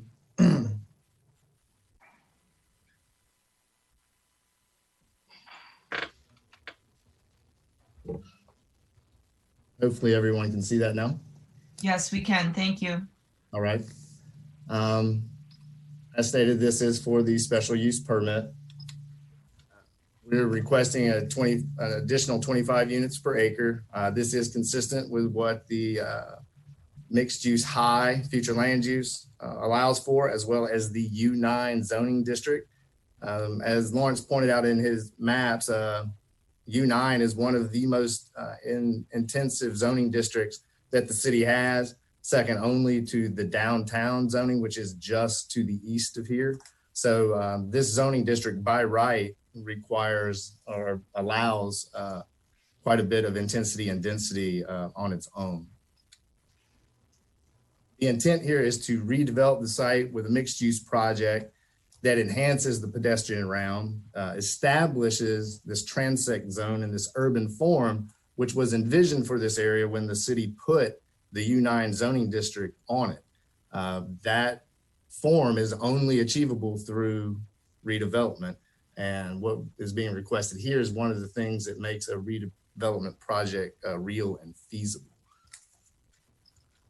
There was a neighborhood workshop, as we discussed with the last application. There was only one attendee. He was one of the owners whose property is under contract as part of the redevelopment. Again, in this timeline, very similar to the right-of-way vacation, ever since December. So for the past 8 months, we have been coordinating and working with staff, both the planning department or a sustainable development department now, public works and the mobility department, as well as the city architect, Sarit. We've met with her a couple of times already on this to advance that portion of the design.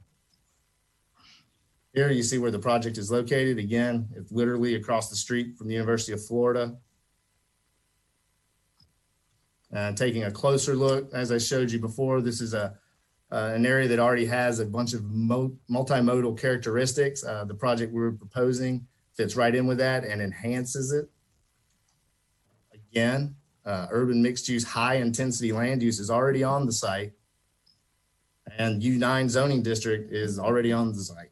So there was a certain type of development intensity and form that was envisioned when this was put here. And what we're promoting or what we're proposing is consistent and promotes that same vision. As Lawrence pointed out, there is University Heights South Historic District to the east. As outlined in the comp plan and the land development code, there is a 100-foot compatibility buffer from historic districts. Therefore, our height is limited to 4 stories within that 100 feet. So you will see that the building has been designed that way so that the building is stepped back, that those facades that are directly across the street from the historic district are limited to 4 stories. And they've also been designed such as they look like more individual townhomes as opposed to one solid face. And Christian Okendo, who is the architect for the project, I'm gonna ask that he jump on now and give you some information. Well, hang on, Christian. Sorry, let me walk through the floor plan. Then I'll kick it over to you to talk about some of the architectural detail. When we take a look at the floor plan, hopefully this addresses some of the questions that came up. You have the residential units, the amenity areas, and the non-residential, which would be the return of the credit union that is currently on the eastern parcel.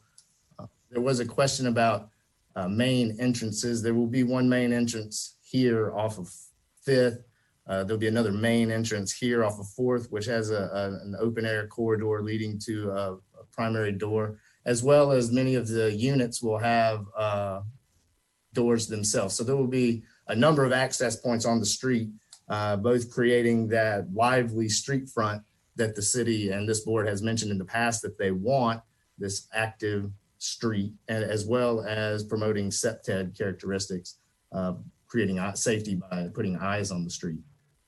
There is structured parking, which is centralized to the building and is wrapped by the residential, non-res, and the amenity portions of the building. There you can see the two access points into the parking garage. The one out onto 5th Street is exit only. And we'll have bike parking internal to the building off of the garage. And as I mentioned before, there will be some bike and scooter parking in that remaining portion to the west of the mid-block crossing that will remain, in addition to some green space over there as well. Here in gray, you see the enhanced pedestrian realm on each of the street frontages. As we talked about before, on 4th, that the building placement is going to be between 20 and 25 feet from the back of curb. 4th is a storefront street, so that is what is required. There is also a plaza area, courtyard that would be provided here along this frontage as well. Here in the blue, you see the entrance arrows. So you see some of the smaller ones, which would be entrances into specific units, and the larger ones, which are major entrances into the building. So there are quite a few on all sides of the building. And on 12th Street, the sidewalk will be a minimum of 18 feet wide, which is wider than what is required by code because 12th and 5th Ave are both categorized as local streets. So the sidewalk width there that is required is 16 to 21 feet. There again, so we're proposing a minimum of 18. So that's slightly wider than what is required by code. And then on Southwest 5th Avenue, we're proposing 20 to 25 foot wide sidewalk. And there again, that's in excess of the 16 to 21 that is required by code for a local street. And that was through our discussions with both the planning department and the Department of Mobility, that this is an area where increased pedestrian traffic, biking is going to go up over the years as the university continues to grow and as this part of town continues to densify and grow. So now, Christian, I will let you take over and just let me know when you want me to change the slide, and you can go into some of the architectural elements of what's being proposed. Thank you, Craig. Madam Chair and members of the board, name is Christian Oquendo. I'm from Charlotte Brock Architects. Come here before you so I can explain a little bit of the architectural details and decisions made with staff recommendation, the city architect and transportation as well. One of the main or key features that we want to showcase is how we treat the street level, how much openness will be from that first floor where all the amenities are located, among other things. And whenever the individual units are actually there, we will be creating different entrances to activate the public way. Some of the things that we're doing throughout the whole development is the Craig, I will see the picture, please. Some of the things that we're doing throughout the development, if you can go back, we are carrying the theme of bringing the red brick to development, and we want to create this like a big base throughout the whole development to kind of tie into what is happening to the south and what's happening to the west of the property as well, where we have the red brick. It's very unique on that area. And at the same time, this view that we're seeing right now, we're seeing the bank All the areas that are more commercial in nature will have some sort of awning and metal, canopy to address the street and make it feel much more pedestrian friendly. In this view, you can see where we stepped from the 8 stories to 4 stories that required by code. This phase that you're seeing to the right of the image is directly in front of the University Heights Historic District. So what we're trying to do is showcase the corner as it's going to be a much more commercial, since the bank is going to be right there in the first floor, and create a big massing, but at the same time reduce the height and change the character in nature of those areas. So you can see, in contrast with the 8-story portion, it's a much more grander and or modern looking building. And then when you go to this 4 stories, we're adding balconies and then some residential materials like siding and paneling, something that is much more traditional to a residential portion. It doesn't necessarily disconnect entirely from the building and the design, but it does respond to the height and the scale that we have across the street in the historic district. And that is something very important that we want to really showcase in here. Although the development, it is 8 stories, the building has so much dynamic and so many movement in the facade and the treatment of what we're doing, really based on the city architect Sarid and a lot of conversation with Public Works and Transportation, that we feel that we're actually taking care of a lot of bits and pieces up throughout the whole development. Craig, if you can go to the next slide. In here, we will see a little bit more of what that 4-story portion means. You can definitely see the contrast in materials, colors, scale, balconies added, all that stuff that is happening. The wall on the 8-story portion on the upper side that we're seeing right now is actually a little bit over 100 feet from University Heights.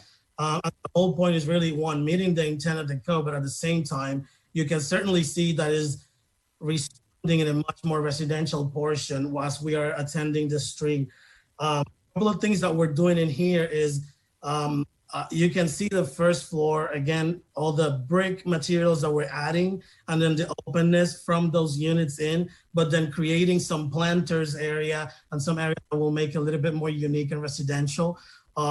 We do not have the opportunity to create stoops, which was the actual original intent, to make it feel much more residential, but we are creating the feel of a stoop by adding planters and adding other urban elements to create a little bit of privacy screen between the units and the street. And again, that brick will allow us to tie into the surrounding buildings. And not only that, will treat the pedestrian activity and a continuity throughout the urban fabric of Gainesville. And then one other thing to point out is how much movement this elevation has. Yes, it is an 8-story building, but there's so much movement and so many breaks in the elevations that, one, meet the intent of the code, and two, really makes it feel like it's not like a massive building. We cannot look at this and think about other developments that are just a big mass. We're definitely being very careful on how to respond to City of Gainesville. And within what we're really, that we can do in here, which is actually go to an 8-story building by adding parking and, just maximizing the use of the site. Have one more slide, Craig. This one is it's a little bit less quality rendered. It was just internal, but we were just pointing out that although we have back sides of the building, and although we have areas that are just so close to the property line that doesn't really allow us to do much because of other requirements of the Florida Building Code, we're actually treating in plain different areas to really make it feel like the building is broken and is the backside of the building, but the backside of the building is treated as almost equal as the front side of the building as well. Where we're concealing the whole parking garage, and then we're treating this whole building as a whole. and I don't, let me see now. We do not have, you can go back once, Craig. I want to point something out, but we don't have if you can see on the right side there, you can barely see, but we do have like a little pocket park happening. And this was done because this area was very massive on this street, and we wanted to break the massing of the building. So we created a pocket park in that area. That one is going to be mainly used by the residents, but the main reason for that is to not feel a big wide building on the street, and kind of responding a little bit of how much this neighborhood breaks in scale and mass. And that'll be it, Craig. You can take it on.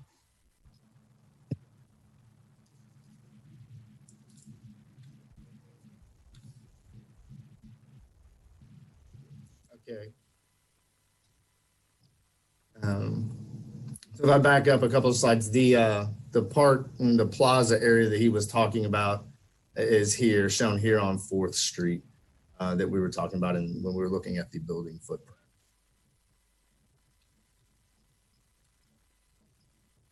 So now we'll go back to talking about some of the SUP criteria that Lawrence also went through.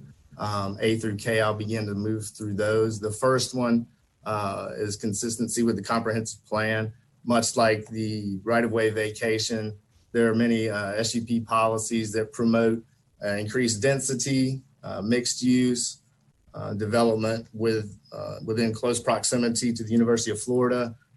There are policies that promote multimodal transportation. There again, our projects are consistent with that. We have access to water and sewer and infrastructure. Compatibility is one of the requirements that Lawrence touched on. Here you can see our project in the southern part of the screen.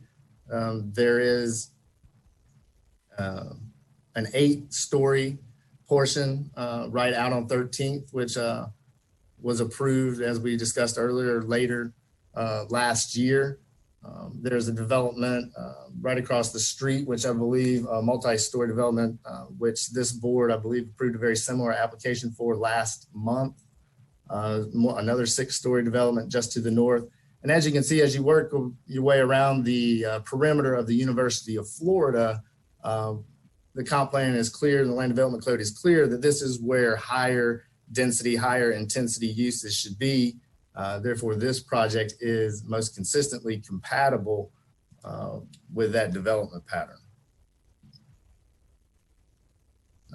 Pedestrian realm and pedestrian safety are requirements for approval of the SUP. I think we covered that pretty well in the last application, but I'll go back through it again. Here you see in the light color around the enhanced pedestrian area that will be provided. You see the minimized points of conflict between automobiles and pedestrians, and you see this much safer design for a mid-block crossing as opposed to what's in place today. So the WUNRF again is intended for automobiles, pedestrians, and bikes, but it's definitely designed with pedestrian bikes at the forefront. So again, the enhanced sidewalks, the access points, the internal parking garage, and then the eyes on the street, like we talked about, promoting the SEPTED principles. And the WUNRF then is much safer than what's currently on the block today. So the existing conditions will start on Southwest 4th, typical sidewalk about 5 feet in width. And again, you can see there in the street, Southwest 4th is a shared lane bike route. What we're proposing greatly enhances that and proposes a minimum of 20 and a maximum of 25 feet for the building placement. And so you can see that a majority of that building placement is going to be at the 25-foot mark. And that is what is required for a storefront street. Here's the cross section, which we saw earlier for Southwest 4th, the in-lane bike route, and the minimum of 20 feet from back of curb to the building. However, the majority of that building frontage is going to be at 25 feet. So that will be a very nice enhanced pedestrian space.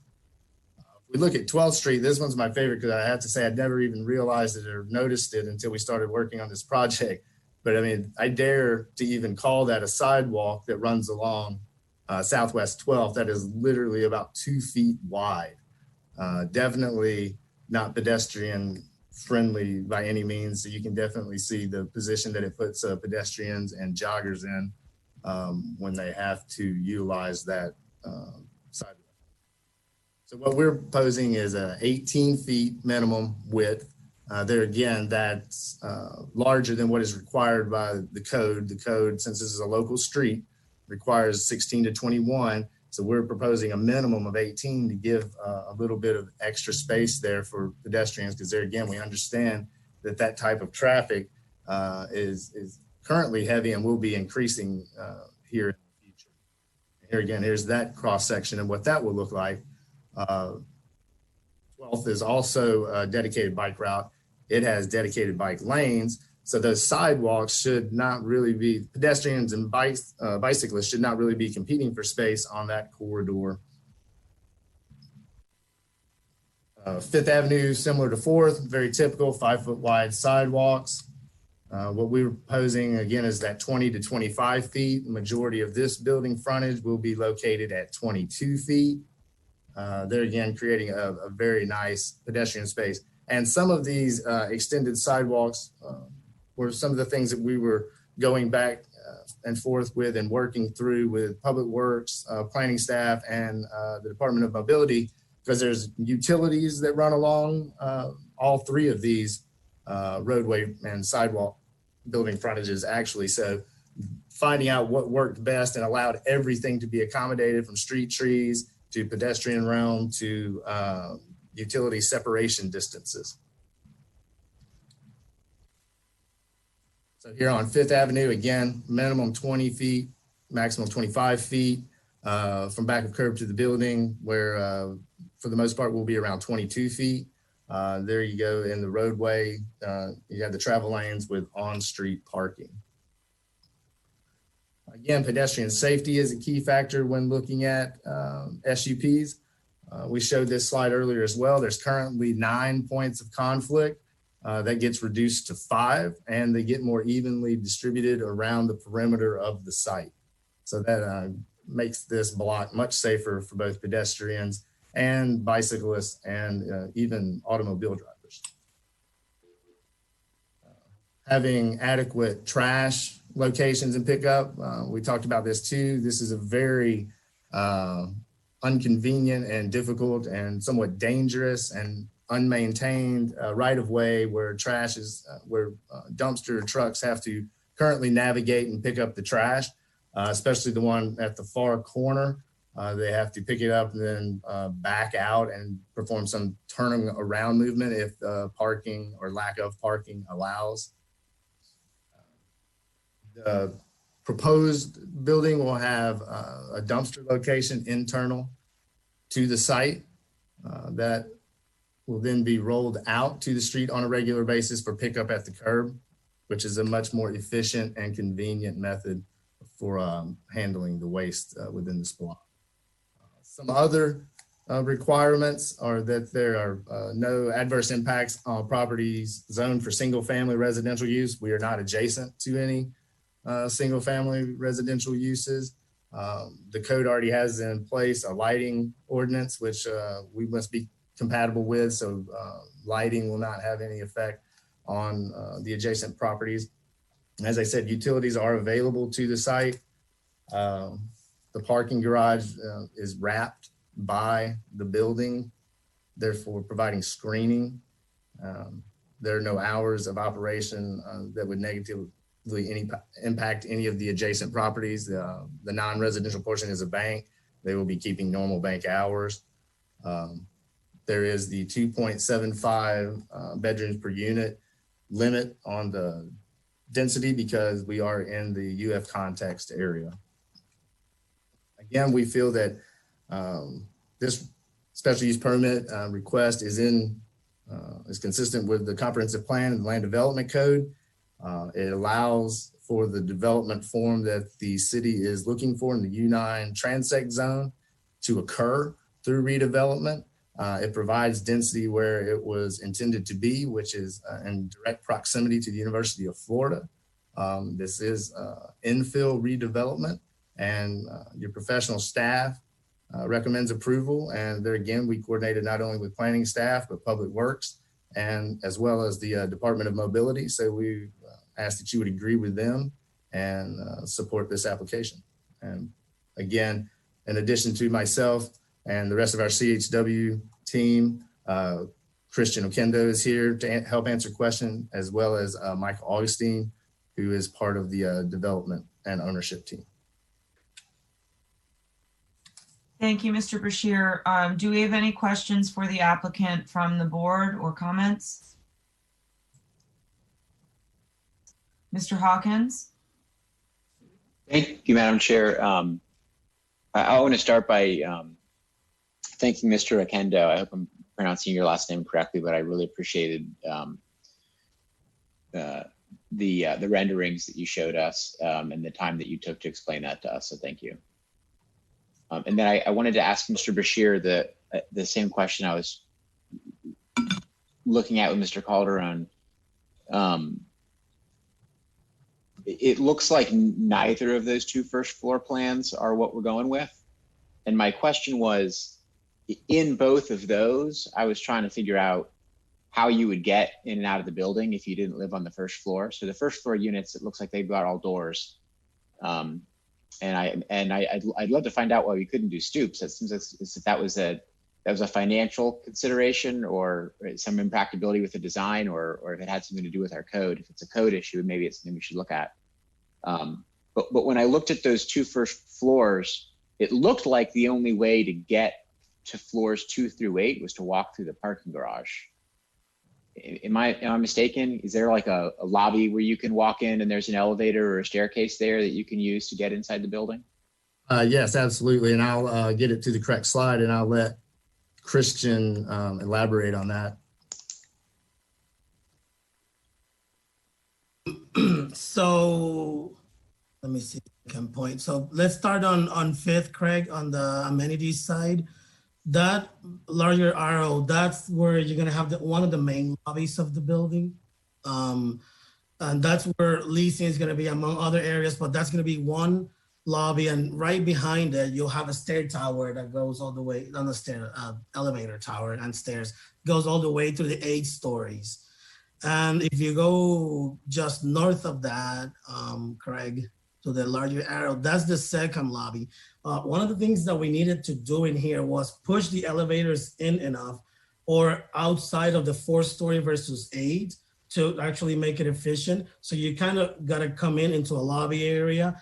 There's more of a common space, and then you go into the elevators to make sure that it stacks all the way on the 8-story portion of the building. So basically on the same area of the block, which is 1/3 of the block from 12th, you will have 2 main entries to the building, not going through the parking.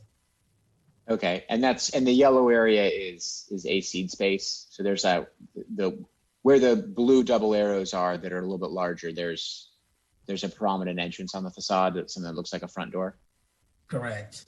Craig, if you want to go to the next slide, we can show at least the one. So you can see, go back. So you can see where it says 1200 leasing. That is where the main lobby is on 5th. Have a canopy to address the scale of the pedestrian, and then you go in, you key card in outside of business hours, and then you go to your apartments. And can you show us the one on the north side? Craig, and you go to I think it's 2 more. So it's where he's pointing at. We did not produce, I think we did not produce a render of that guy. Craig, maybe at the end of this PowerPoint, let me see.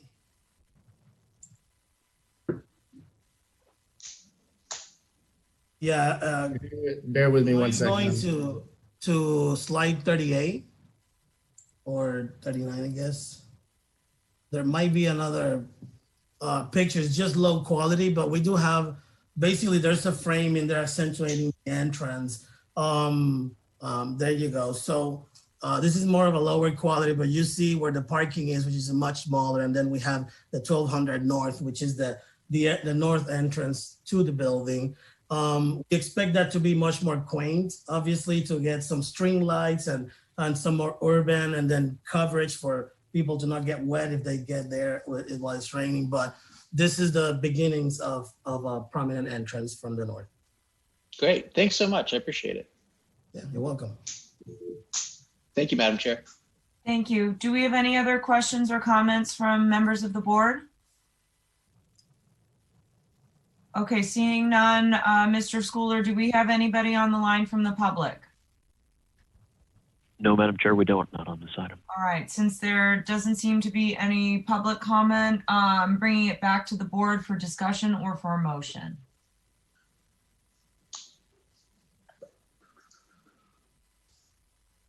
Mr. Blythe.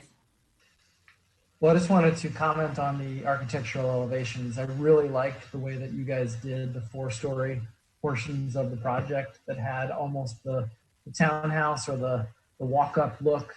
I agree with the stoops. That would have been a great idea. But I do like the way that you broke it up vertically. I think the massing is really nice. And of course, the step back at that kind of amenity level is pretty nice as well. It breaks up the building from the neighborhood. I think with the tree canopy, it really will help. I don't know, I guess I had a question on the previous item with the right-of-way sort of not being allowed. We're still voting on the density bonus separate from that, correct? Do I understand that? I believe that's how this is going, because we're not the final authority on the vacation, but we are the final authority on the special use permit. And the special use permit would depend on the vacation if the city commission passes it. That's my understanding. Okay, thank you. Mr. Newman. Yeah, so I just have a clarification. Just so by right, this can be 6 stories, but with the bonus, it can be 8 stories. Is that true?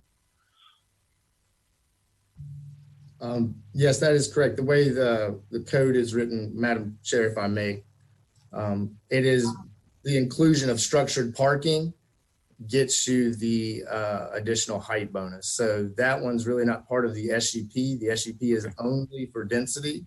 The height is allowed with the inclusion of the parking garage. Great, thank you so much. Thank you, Mr. Bashir. Mr. Blythe, do you have another question, or is your hand still up from before? Thank Sorry. you. Ms. Walker-Radke? Thank you. This is a question for the applicant, actually. What is the reason that you're requesting the density bonus? I know on some of the smaller sites, the reasoning was that the fixed costs were so high, the additional density was needed just to make the numbers work. But this site is obviously quite large, so I was just wondering what the reason was for requesting the density bonus. Thank you. A couple of things. The density bonus really allows the exterior features to be enhanced. So therefore, obviously, when you look at the pro forma of the project and what is allowed by right and what is the building form being allowed by right, the idea is to make it as nice as possible. So the additional revenue from the special use permit makes the project feasible and also allows for a lot of enhancements that you see in some of these renderings to make it as nice as possible and be a true asset to the community. Christian, I don't know if you have anything else to add to that. No, thank you. All right. Thank you, Mr. Bashir and Mr. Okendo. Do we have any other comments or questions from the board?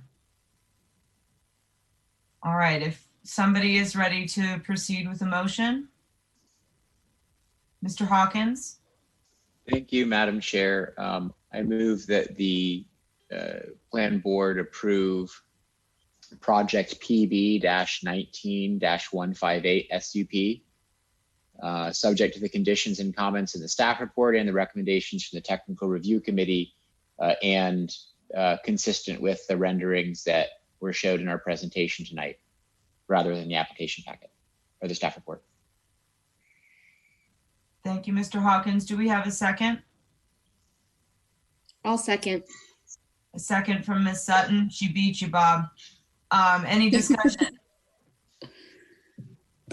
All right, I will call the roll one by one. All those in favor say aye. Those opposed say nay.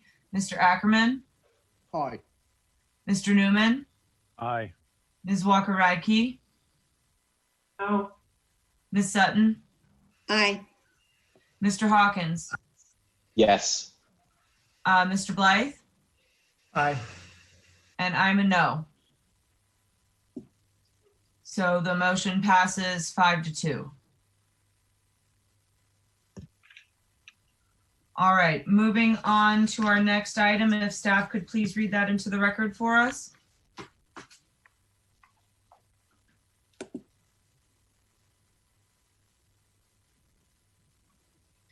Special use permit to allow a car wash on a property with mixed use, low density land use and mixed use, low intensity zoning district. Sorry, let me start that again. I just read the wrong part. Petition PB 20-30 SUP CHW Inc. Agent for Mr. Clean Florida LLC. Request for a special use permit to allow the construction of a car wash in a property with mixed use, low density land use and mixed use, low intensity MU1 zoning located at 3036 Northwest 13th Street.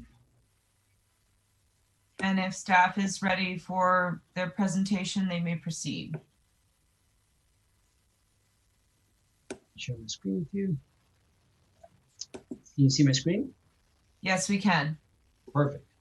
Well, good evening again, City Plan Board members. For the record, my name is Juan Castillo, planner for the Department of Sustainable Development. I'm presenting item number 200132. The item before you this evening is a privately initiated petition by CHW for a special use permit to allow for an automatic car wash with associated 20 vacuum cleaner positions in an MU1 zoning district. The subject property is located at 3036 Northwest 13th Street and is currently vacant. The property is approximately 1.18 acres in size and lies within mixed use, low density land use with a mixed use, low intensity zoning. Excuse me. This item came before the City Plan Board on August 22nd, 2019, and it was denied. On October 9th, 2019, the City Plan Board voted to waive the 2-year limitation for submitting another special use request, which is why the item is appearing before you today. The City Plan Board identified 2 primary concerns with the original request, which were the orientation of the openings to the car wash tunnel and the lack of analysis of sound impact to the surrounding residences. The applicant has submitted an application that addresses these concerns. In addition to the new changes to the proposal before you, oops, that's not what I want to show. In addition to the new changes to the proposal before you, staff has reviewed the application and has found that it meets the special use review criteria found within our land development code. This includes consistency with a comprehensive plan, compatibility with surrounding land uses, and special requirements for particular uses. In this case, regulations for car wash, automated, or service. The full review can be found in your report. So that you are aware, staff has received 2 letters of opposition along with 2 emails of opposition from neighbors in the area. Primary concerns in these letters and email deal with sound and traffic impact. Staff has also received 3 emails in support of the development. With that said, staff is recommending approval with conditions of the special use request before you. Thank you, and I am available for any questions that you may have. Thank you, Mr. Castillo. Do we have any questions or comments for staff from the board? Seeing none, if the applicant would like to proceed with their presentation.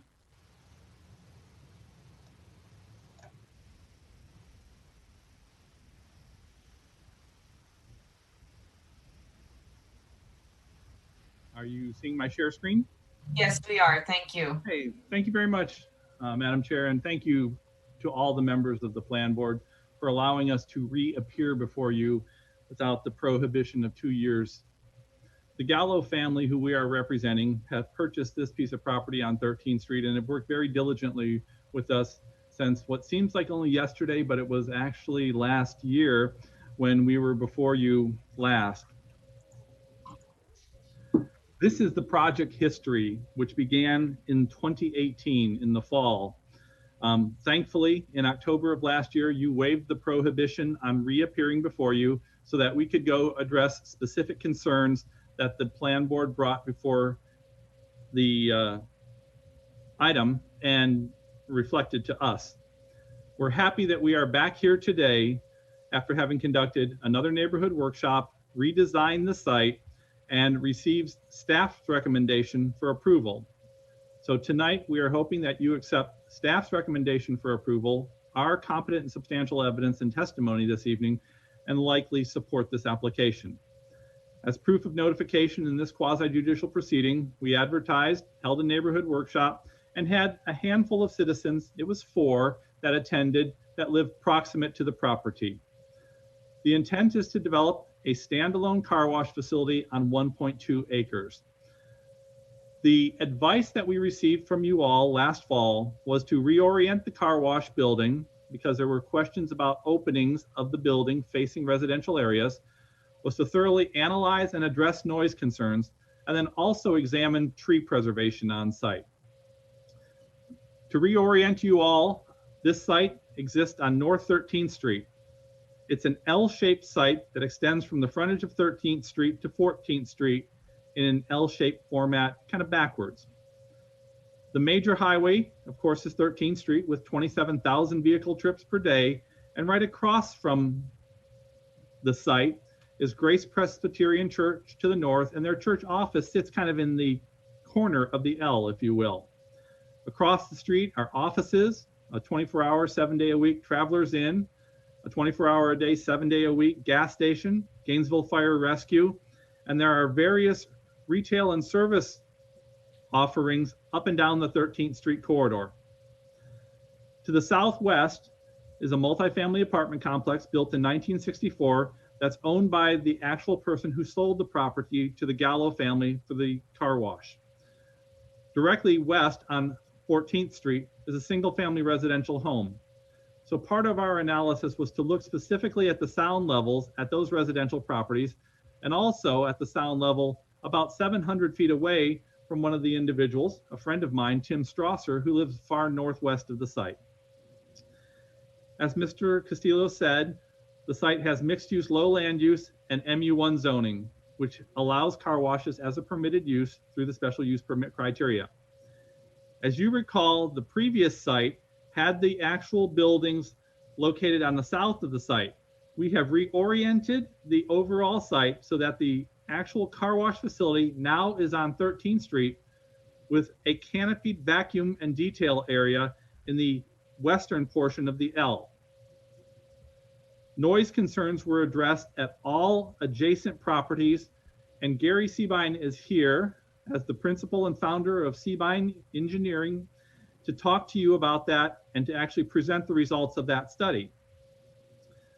As you can see, the previous site actually had several tree locations that were very compromised by the placement of buildings along the southern site, and then where the vacuum and actual storage enclosure was going to be here. There are some main trees that we wanted to preserve along Northwest 31st Avenue that we're working with the city of Gainesville to obtain an easement and an indemnification to route the sidewalk into the site as opposed to adjacent to the public right-of-way. We also wanted to save trees that were central to the site and along the perimeter location. So what you're seeing here is the previous iteration of the site plan. During our neighborhood workshop, what we displayed was the reorientation of the site, placing the car wash building directly fronting 13th Street with the tunnel running in a north-south direction so that the openings to the tunnel no longer were oriented in any direction facing the residential uses to the west, as when the building was previously on the southwest portion of the site. Site access remains the same, but we were able to do some creative engineering design on here, and I'll show you that in the actual site plan momentarily. This also enabled us to minimize structures on the site and to place a canopy here over the vacuum station areas so that patrons could actually vacuum their cars or finish detailing their cars in the shade and the comfort of the actual structure there. So this represents the modified site plan that is associated with this special use permit. As you can see, now the car wash building itself is located directly on 13th Street. Access to the site is from 31st on the north, where it previously was. You circle into the site and you can access the car wash building internally and leave the site, or you can go over here and in this area, vacuum your site or dry off your windows or do other detailing work on your own vehicle. As a part of this project, since sidewalks do not currently exist, this is the sidewalk that will be extended along 31st Street, missing the 36-inch oak tree on the north side. It will be carried into the neighborhood here to 14th Street and then all the way down to the edge of our property, thereby enabling pedestrian access where today only a street exists. The internal circulation on the site has been split in an effort to save a 24-inch and a 28-inch multi-stemmed oak tree that are here. And we also were able to build islands around here to save a 30-inch tree and an 8-inch oak here. So where we had previously a lot of contour and grading that was occurring here, by kind of tightening up the site and splitting our internal access drive, we were able to save trees on the perimeter edge, as well as in this island portion here, and then the large tree that's up on the corner of the site. When you enter the site, you come to a stop condition. This stop condition is also the same area where people serving the site, such as trash, will then move over here. The dumpster is internal to the site, away from the residential uses, so the dumpster can be picked up, tipped, and then the vehicle can leave with no maneuvering actually in the public right-of-way and all done on private property. The site is fully connected to the pedestrian sidewalks along 13th Street that allow access to the building itself, as well as internal to the site. So if you're an employee and you ride your bike to the site, you can come here, park your bike, and then go to work. Or if you walk to the site and walk to work, you can walk right here to the car wash building. And then there's internal sidewalks that get you to dedicated crosswalks that would take you over here to the vacuuming area should you need to get there.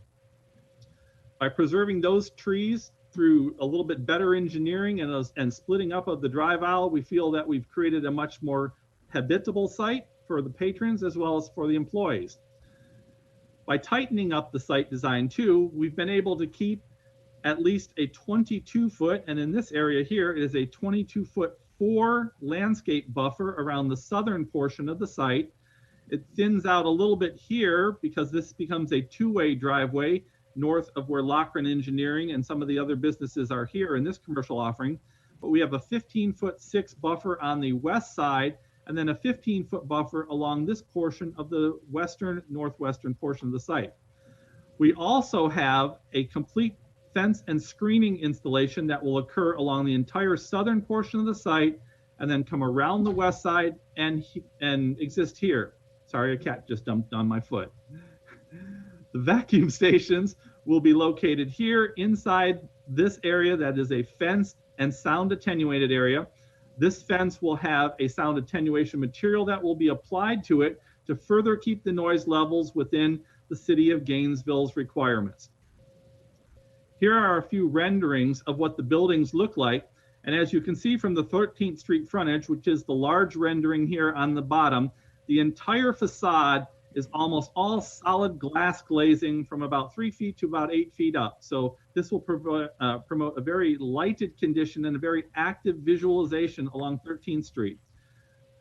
This is the view aerially of the front of the store along 13th Street, or the front of the actual structure. And then from the interior of the site, you can see that there is a great deal of glazing here where the office and waiting areas are, as well as to this portion here where the tunnel is actually moving through the site. I'm going to ask Gary Seabine if he will present. I'm sure most of you already know him. His name was brought up during the original presentation. He is a registered architect in the state of Florida. He is also a fellow of the American Institute of Architects and a fellow of the Acoustical Society of America.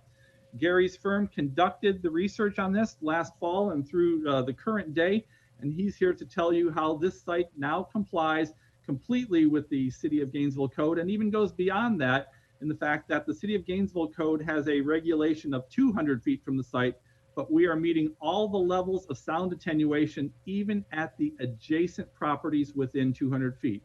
So I always want to say Dr. Seebine, but Gary, please. Yep, thank you. Well, good evening, Madam Chair, board members, staff, and citizens. My name is Gary Seebine. I'm Senior Principal with Seebine Associates, Inc. We're a specialty acoustical and environmental noise mitigation consulting firm located here in Gainesville. We've worked on over 2,200 projects in Florida, throughout the U.S. and around the world. We're here in Gainesville because I was a prof at UF for 37 years, where I directed a graduate program in building and environmental acoustics for master's and PhD students. As Jerry said, we've been working with him and the client for a while on this project, and we understand that noise concerns were expressed during the initial submission, where the facility met the letter of the Gainesville noise ordinance at the 200-foot distance, the 61 decibel sound level requirement at residential properties. We've actually worked with the client and with the planners as we've been engaged on the project to try to meet, I guess, what we thought was the intent of the noise regulations and some of your feedback on the initial submission, which is to meet these levels for residential and commercial properties at the actual boundaries of the car wash facility. We did this by taking a careful inventory of all the noise sources that will occur at the car wash. We studied the acoustic effects of each of these individually and in combination with each other to develop noise mitigation strategies for each source, and then testing the results in a computer model. The method is summarized. We began by actually taking ambient sound levels, baseline ambient sound levels for 1 week at 3 locations, one to the south of the site at the boundary with the Magnolia Apartments, one at the western boundary near the single family residence, and one at the single family residence to the northwest of the site, about 700 feet away.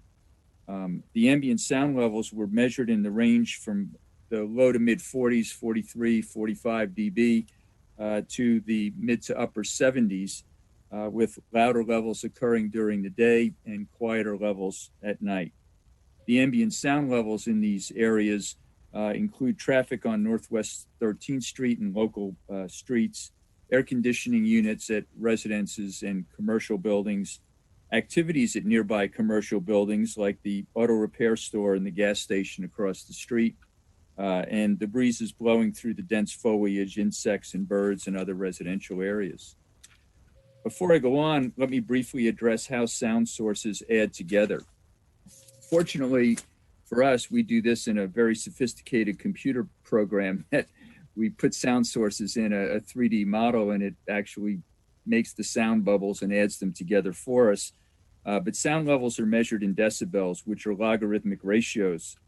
If you remember back to middle school or high school math, logarithms are basically what power of 10 is a number raised to, so that 60 dB is basically 10 to the 6th power units of sound, or about 1 million units of sound.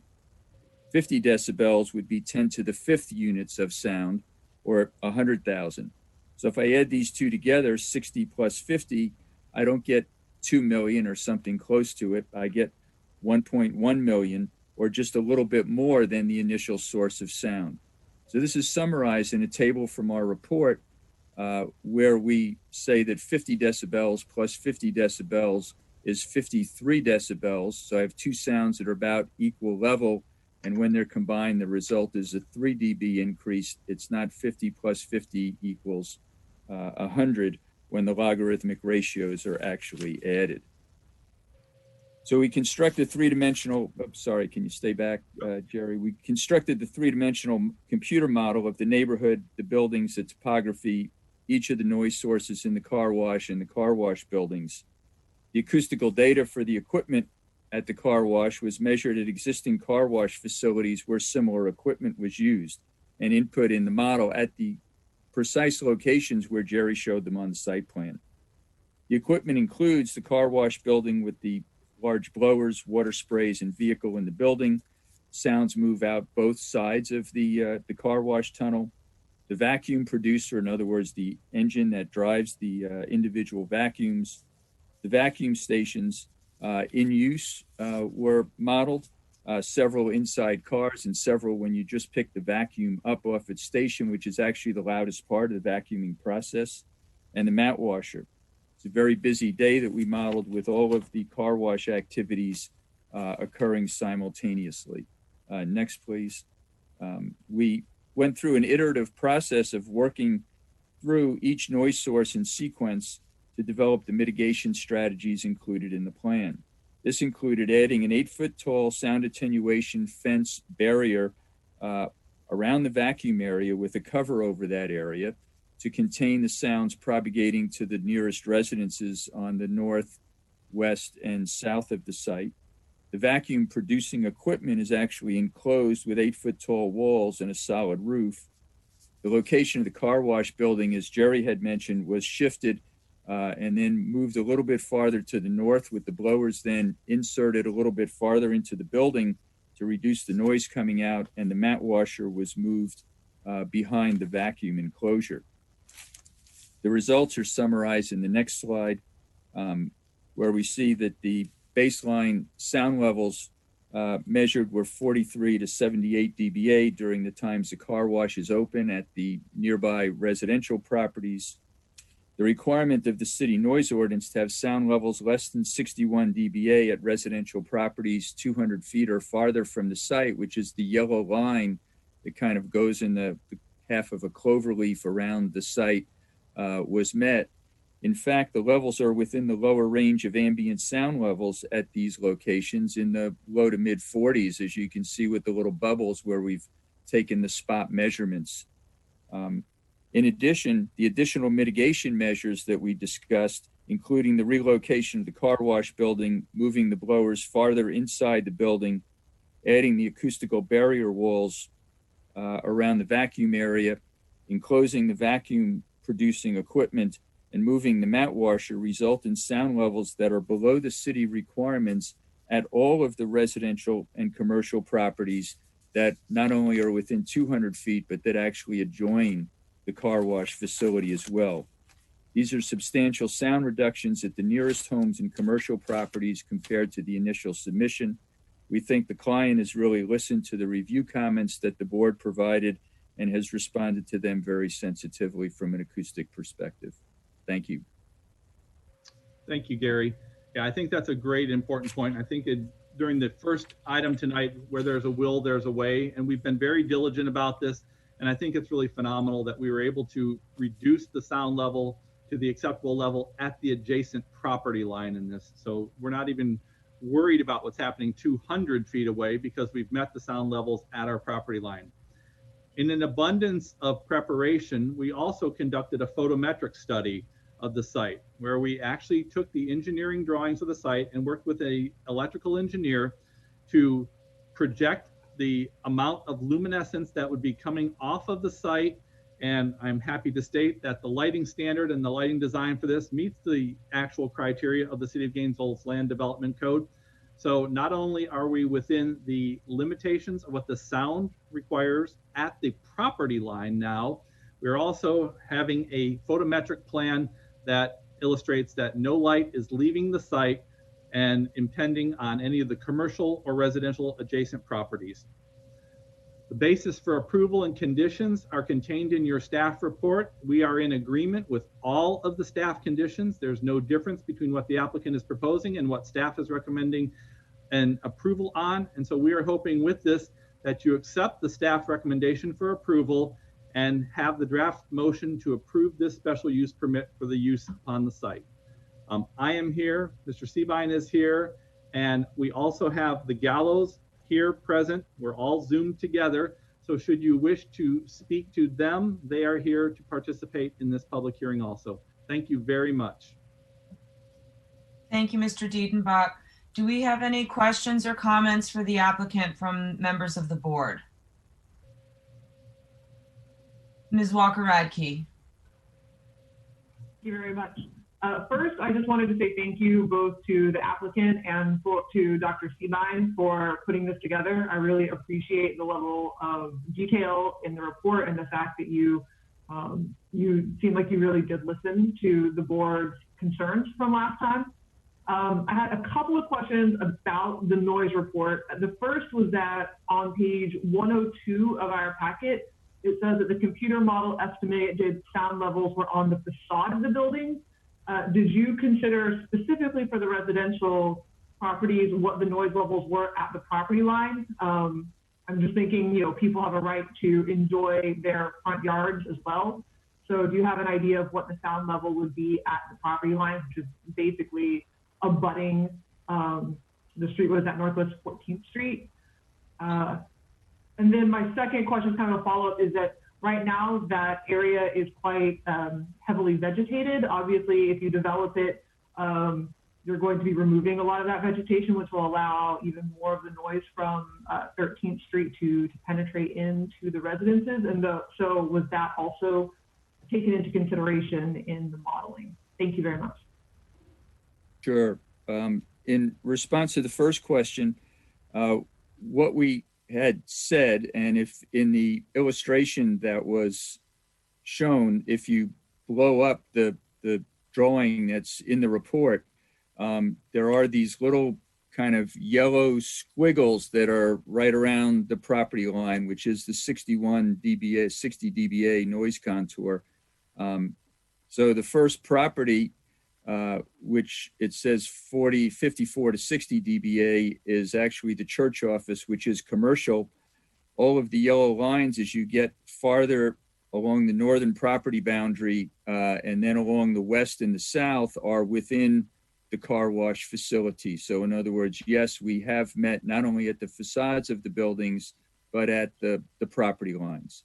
It's the one nice thing about using the software that we do, where it actually produces these three-dimensional contours that, kind of go out. Unfortunately, where we have the line for the fence, that's where like the yellow line of the contour and the line of the fence are like just overlaid on top of each other, basically, because the sound doesn't get past the fence. In response to the trees really don't do that much when you're looking at sounds from a roadway, unless they're very, very deep in terms of the depth, and unless they're very continuous. So we've got a building and then the walls that we've actually built that will actually do as much or more than the trees do at this time. So we feel very comfortable with, we're not creating an additional impact from cars on 13th Street into the neighborhood. Thank you, Mr. Seavine. Ms. Walker-Radke, was that it for you? Yeah, that was. I just also want to reiterate, I appreciate the rigor with which you all have addressed these concerns. Thank you. You're welcome. Mr. Newman. Thank you, Madam Chair. And I want to echo, thanks for this analysis and thanks for listening. I know it's been a long process. I have a question just for my own understanding. So I've zoomed in very closely on that drawing, and there are the yellow kind of yellow lines and sort of the green lines. And so what, and again, as I sort of looked at it and I tried to sort of understand what's the difference? It looks like the model sort of created a couple, it looks like contour lines. And I was just curious what the difference is between sort of the green and the yellow. I mean, and so I'm looking on my computer, I've zoomed way in. I'm just curious. Sure. So the yellow lines are the 60 dB contour and the green are the 65. Great, thank you. Thank you so much. And really appreciate the analysis. Thank you. You're welcome. All right, do we have any other comments or questions from members of the board? Ms. Walker-Radke? I'm sorry, this one is actually for staff. With regards to the entrance being off of 31st Ave, what were was any transportation study done on that? I noticed in the packet, the applicant stated that they wanted to capture anywhere between 1% and 3% of the trips along 13th, which would be about 300 to 900 a day. And 31st Ave is basically the only entrance and exit serving those homes that are tucked on 14th Street. So I know that some of the the letters, a couple of the letters that we got in opposition mentioned concerns over traffic. So I guess the first question is to the city, to staff, is what did they find when they considered the increased traffic load for this development? Thank you.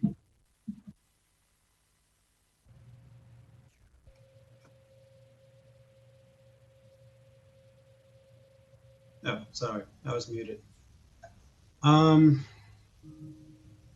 So an actual traffic study,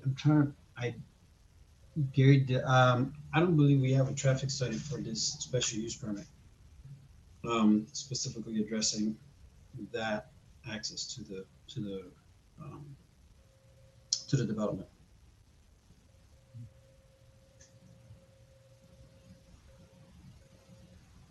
If I could help supplement one, or perhaps, Madam Chair, I could help address that.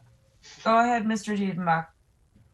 One of the things that we had heard when we were in the first iteration of the application, and I trust you have my share screen back.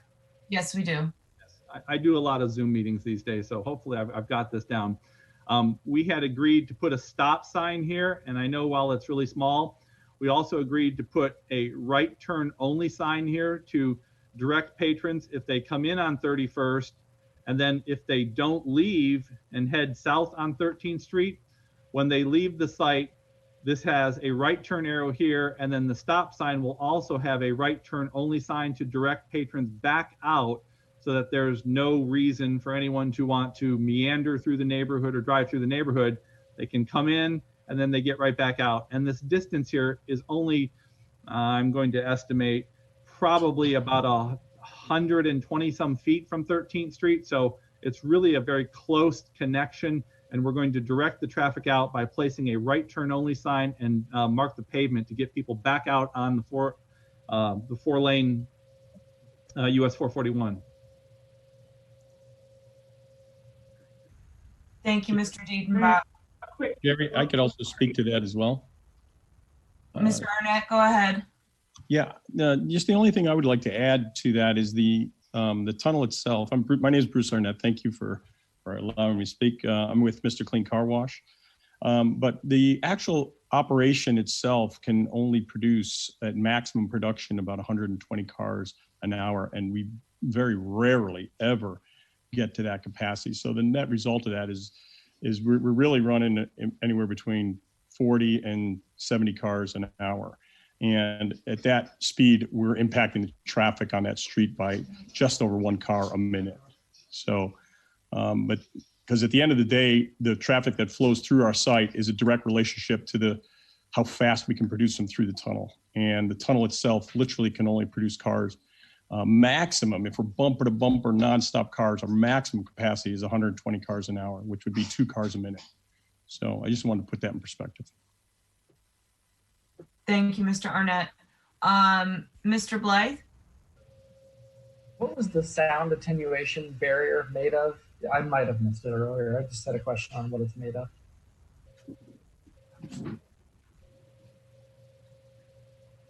So I think the option that we're kind of looking at right now is a material called Acoustifence, which is a mass-loaded vinyl, about 1 pound per square foot covering that's actually overlaid over chain link. We've used this at places, I don't know if you've ever been to Universal Studios, Los Angeles or Hollywood, but around the whole Waterworld attraction basically, which sounds from this thing when people were driving in all the boats and whatnot, were propagating off site to houses in the canyons and so on. So it's very effective, and anyway, we'll be within the landscape buffer. Thank you, Mr. Seavine. Any other questions or comments for the applicant from the board? All right, seeing none, Mr. Schooler, do we have anybody on the line for public comment? No, Madam Chair, we don't. Okay, since there... If possible, I'd like to make one comment. Mr. Crane? Yes, my name's Carl Crane. I'm an elder at the Grace Presbyterian Church. The lighting on my camera is terrible here, so I apologize for that. We're in support of the development. We don't see any problem with this business being a neighbor for the church. We think the increased activity of the people and the throughput is going to be good. And the reason we say that is in the evening, sometimes we have problems on our property. We've been broken into. We have people sleep on the property. We have a lot of trash, shopping carts left all over. Many of our members don't feel safe in the evening to come to the church property, and that's not good. We think having this property or this activity and these people here will be fine, and we're not concerned about the traffic flow or noise or any aspect like that. Thank you. Thank you, Mr. Crane. Do we have any other comments from the public? Madam Chair, we do have a caller.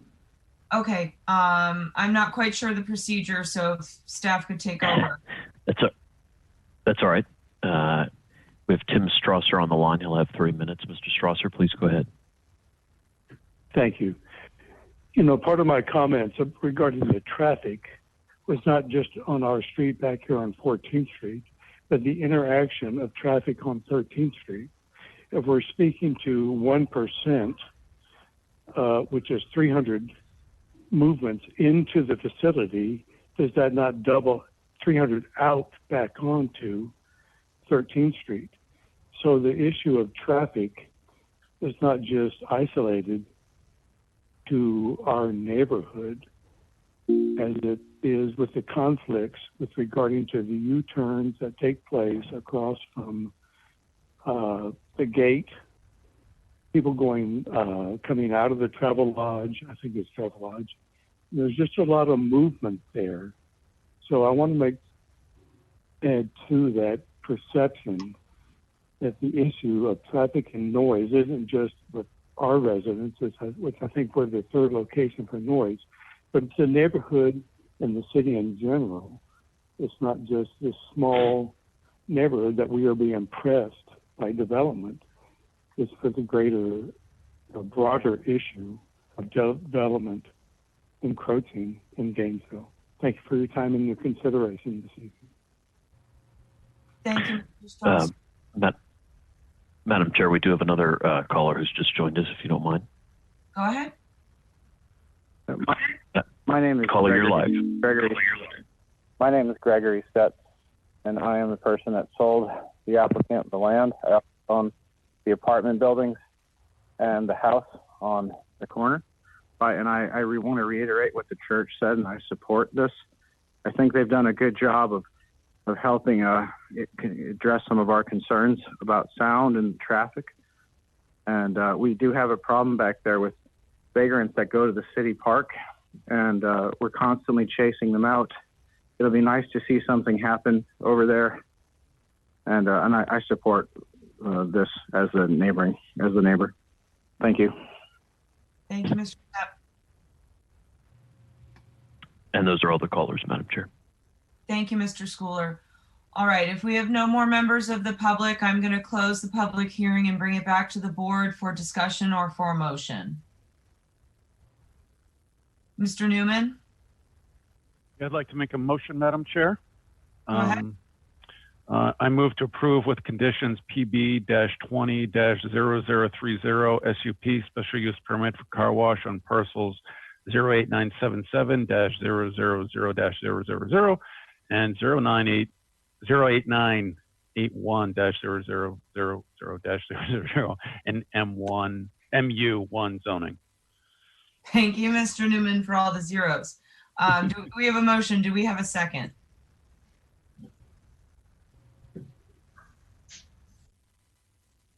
Ms. Walker-Adke. Second.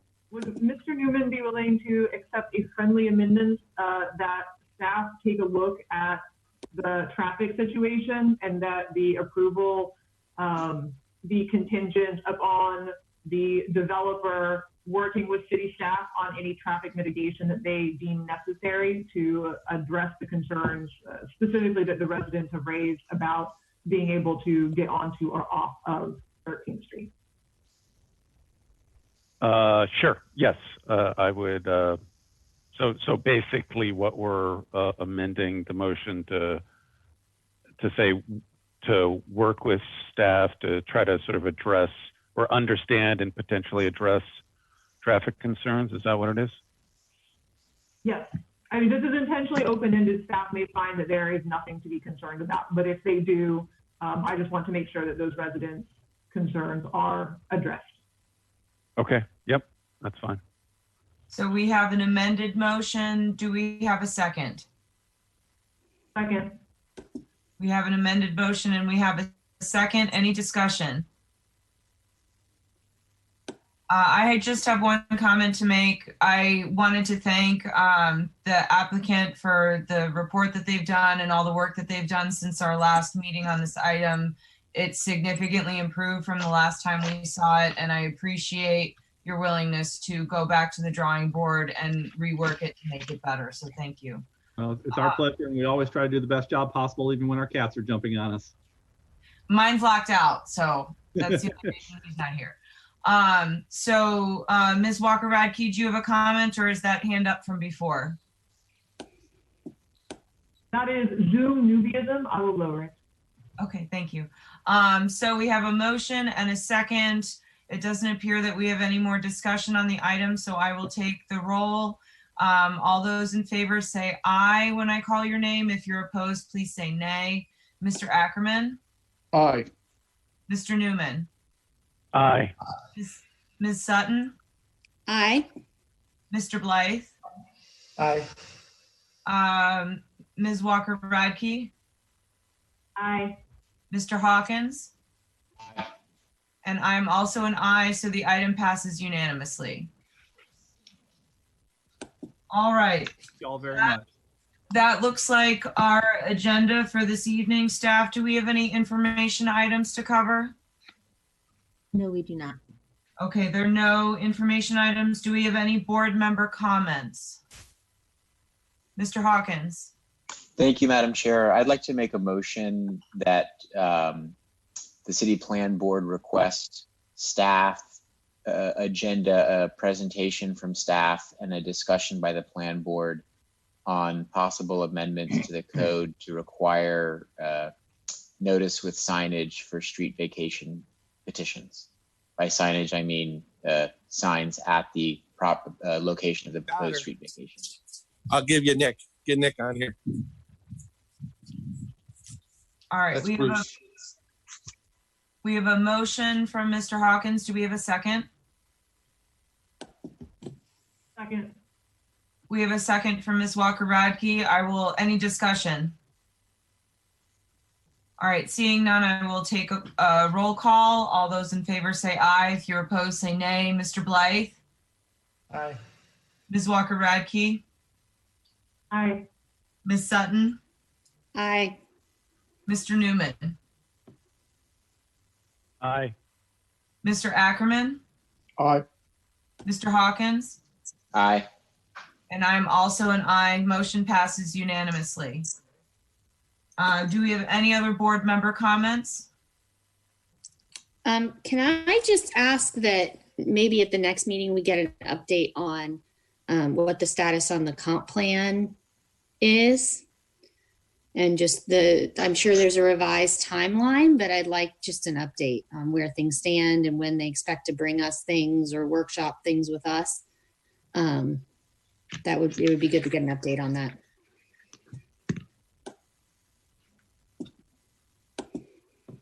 Sure, yeah, we can do that. Thank you, Ms. McMullen and Ms. Sutton. Any other board member comments? All right, seeing none, as reflected from our change to the agenda at the beginning of the meeting, our next meeting date is August 27th, 2020. Staff, do we have any idea if that's going to be virtual or in person? If it is held on the 27th, it will definitely be virtual. But again, everything is tentative. There's still concerns with possibly being some issues with other meetings that are being scheduled and having broadcasting available at the same time. Okay, just keep us posted then. Thank you. Will do. Do we have any other comments before we close out? Okay, seeing none, I call this meeting adjourned. Thank you, everybody.